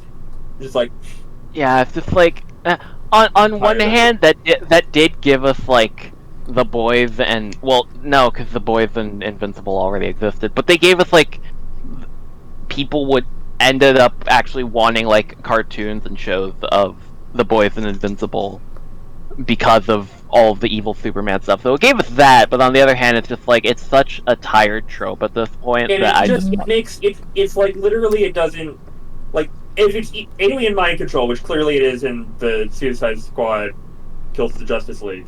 Like sure, but the idea of like no one so few people who write Superman these days get the point is that character at all. he's supposed to be nice. That's his thing. He's supposed to be the Boy Scout. Like, I will say, like, the comparison, like, because Man of Steel was so bad, and, like, you can basically, like, the fate of a universe in the DC multiverse basically rests on how good of parents John and Martha Kent are, right? Like, if they're bad parents, then you get an asshole. But generally speaking, they're supposed to be good parents, and he was raised well, and he's actually just a really, like, people write it as though Clark Kent is this facade that Superman puts on. And that's exactly what all the villains in the world think. They're like, I don't trust this person, he can't really do this. But no, because he was raised, even if he's from another planet, he was raised as Clark Kent. Superman, even though he takes the glasses off, is the mask Clark Kent puts on to do good. He is Clark Kent. The inverse is the case with Batman, where Bruce Wayne died in that alley with his parents, and it's been Batman ever since. Like, you need to write a good Clark Kent before you can possibly have a good Superman. That's also why having, like, Zod be, like, the first villain is, like, a crap idea. You have to have Clark Kent before you can have Kal-El, because he has to discover that himself later. I have very strong opinions on this, and I will stop talking now. Yeah, that's fair. Upcoming games. I think that's about it for upcoming games. Wait, Brick has something to say. Oh wait. I'm just looking at other games that might come out, and if you guys are interested, there is Rift of the Necrodancer. Oh yeah, that. 1 second. I completely forgot about Rift of the Necrodancer. I also completely forgot about Rivals of Ether 2. Although in I terms should of play games that aren't, Hades 1 at some point, given that Hades 2 is You coming out. should Please, play Hades. It's amazing, genuinely. I joke that, like, I've read the book, but, like, I really should. Like, right? It's like, oh, yeah, okay. Especially with, like, Hecate taking up a major role in Hades 2. So I'm excited. Obviously, she's, like, my favorite. Oh yeah, I also completely forgot that frickin' Splatoon 3 Wave 2 DLC is coming out next year. Side. Oh yeah, Tsukihime is coming out in English. I forgot about that. Frickin' Tsukihime in English. I'm very excited about that. It's literally just me and Loon that are very excited about that. I'm trying to think of anything interesting. Oh yeah, Half-Life 2 turns 20 next year. Hey, maybe we might. Coming out. That's just existential dread. We play that every day. No, to I be think fair, we mentioned this.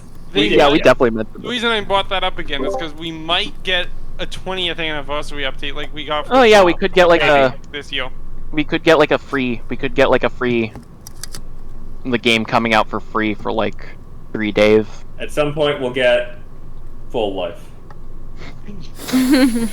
Maybe at some point we'll finally get Half-Life 3. Well, I doubt it. It's a quarter life now. To be fair, No, I'm gonna say we'll get Half-Life. Alex did set up the plot to allow for some form of Half-Life 3 to carry on. We'll get Half-Life 3 like 1 day before the heat death of the universe. No, and this will be causally related, actually. Exactly. No, I do. Oh god, I had it on the tip of my tongue. Give me a second. What you have to do is you have to load Half-Life and Second Life at the same time. We had to watch Second Life from the If you Minecraft play YouTubers. Half-Life in Second Life, is it life? No, technically it's not. It's wait. Isn't Life a board game? Second would imply that it's another one. So therefore, one times half. Another half. Okay, I know, right, you're right. One is cardinal and one is ordinal. Yeah. You can't have halves as ordinals, can you? Well, unless you're Lion King. So if you Lion King did that. wait, so if you play Half-Life in Black Mesa because it's also Half-Life, does that get you full life? You know what? Let No, me that's ask a just if you Half-Life mathematician. twice. But because it's two halves, then it's a whole. Well, except, or does it do? But isn't it a half? But it's a half of a half. So then you get into like a Gabriel's trumpet type super task, like infinite fractal problem.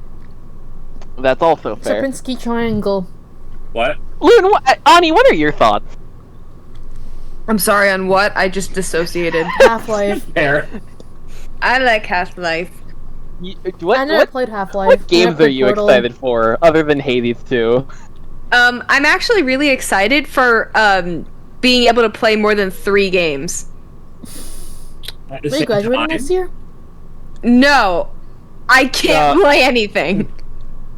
Oh, Are you getting a new laptop? But I mean, new computer? Hopefully. Yeah, I yeah. think Ani mentioned earlier they're saving up to build a PC or buy a PC. Oh. Yeah, Yeah. I'm gonna build one. How Do I know far? anything about building a PC? Absolutely not. Am I gonna try and learn? Yeah. I'll send you I'm a also- video link. I'm also assuming that... What? Give me a sec. You know Linus Tech Tips, right? Yeah. Not Linus Tech. Not Linus. Who's that? I've never heard of him. Give me a sec. Give me a sec. They have actually made a guide on how to build a PC. Oh, I actually kind of need that. Wait, what was I Please gonna give me say? Linus. I need him. Please I need give him me Linus to so Linus. bad. Like, for some reason. You need him so bad. You need him. You need him. Wait, what I'm gonna assume that probably Toho 20 is gonna come out next year. If not, unless they make Toho 19.5. It is a bit old, 19. but Thank they you. designed it to be, like, future-proof. Like, it's a year old, but they designed it to be future-proof. Good. Damn, that should look like the battle pass. That looks like, oh no, I'm not gonna. You should see the evil smile I have on my face right now. It's just like, listen, this is future proof. Here's your guide, and then you just have like, in case of ape uprising, in case of alien invasion, in case of world flooding. Wait. No, it's, you know what it is. I honestly I know what you mean. I'm just I like, honestly don't. No, I was gonna say, you know, I don't know if you've Jason, I don't know if you've played Gotham Knights or seen footage of Gotham Knights. It's like how Batman has like a video for like if any villain has killed him. yeah, no, I mean that's just Batman, right? Like again, that's sort of his thing. Linus Tech Tips is Batman confirmed. Ani, I honestly don't expect a response, but do you know what GPU you're going to, like GPU brand you're going with, like Nvidia? Not. Probably, yeah. Probably Nvidia. Yeah. Yeah, fair. They have the ray tracing. Yeah. Which is why I'm saving money, because yeah, it costs money.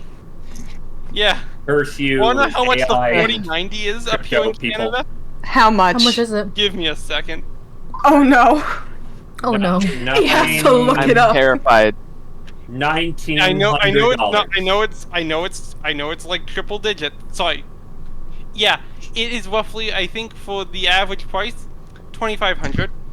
Oh my Oh, god. that's even high. I This is always. for a part. I figured One part. 2,500. That means. I think using the 25 US CAD, that means the 4090 US price is. Give me a sec. Oh right, because that was Canadian, right? Yeah. Okay. So that's more. That's what I think that's yeah, probably like at what a I guess. Micro Center, which apparently is really good if you. It's still nearly $2,000. Micro is so good. Micro Center is so good. I'm on the It right. is more or less what I would have guessed. Yeah. The 4090 for you guys is like 1,700. It's 1,800. I looked it up. It depends. The one I'm looking at says 1,700. Oh. Okay. I just looked up. I just looked up from Canadian dollars to Deal. US. Yeah. Yeah. Give me a second. I'm just trying to find. But most people an don't overclock. follow the conversion like exactly. An overclock. That's No, fair. I do like the people who live on the border and just go across it for groceries. And even then, you don't need a 4090. Yeah. Like right now. You could get a 4070. Like I have a 4070 on my laptop and it's working perfectly fine. Yeah, that's I have probably a what I do. 3080. I mean, I have no idea what I have, but I haven't updated it in like 4 years. Oh wow. Like, and I've not had any problems with any games. DLSS. And I play stuff in VR, like it's perfectly fine. Jason, do you have DLSS? I'm not DLSS. Remind me what that stands for, because I don't know it off the top of my head. Super sampling. It's like that thing. Oh, I don't know. Let me see like what it's what NVIDIA lets you use to upscale. It is an NVIDIA card, but I don't remember. Like if it's 20 series. If it's 20 series, it's got DLSS. NVIDIA control pad. Load, please, friend. What do I have here? I have system information. Give me system. I have AMD. GeForce RTX 2080 Ti. Yeah. So you can do ray tracing. Yeah. Like that's also good. It like hits the recommended spec in some games. Yeah. Like it's again. It was a. Like I guess I should have clarified. Like when I got it, it was a good card, right? Like that. Yeah. It's not like I got like the lower end stuff when I got it, but it has been a number of years.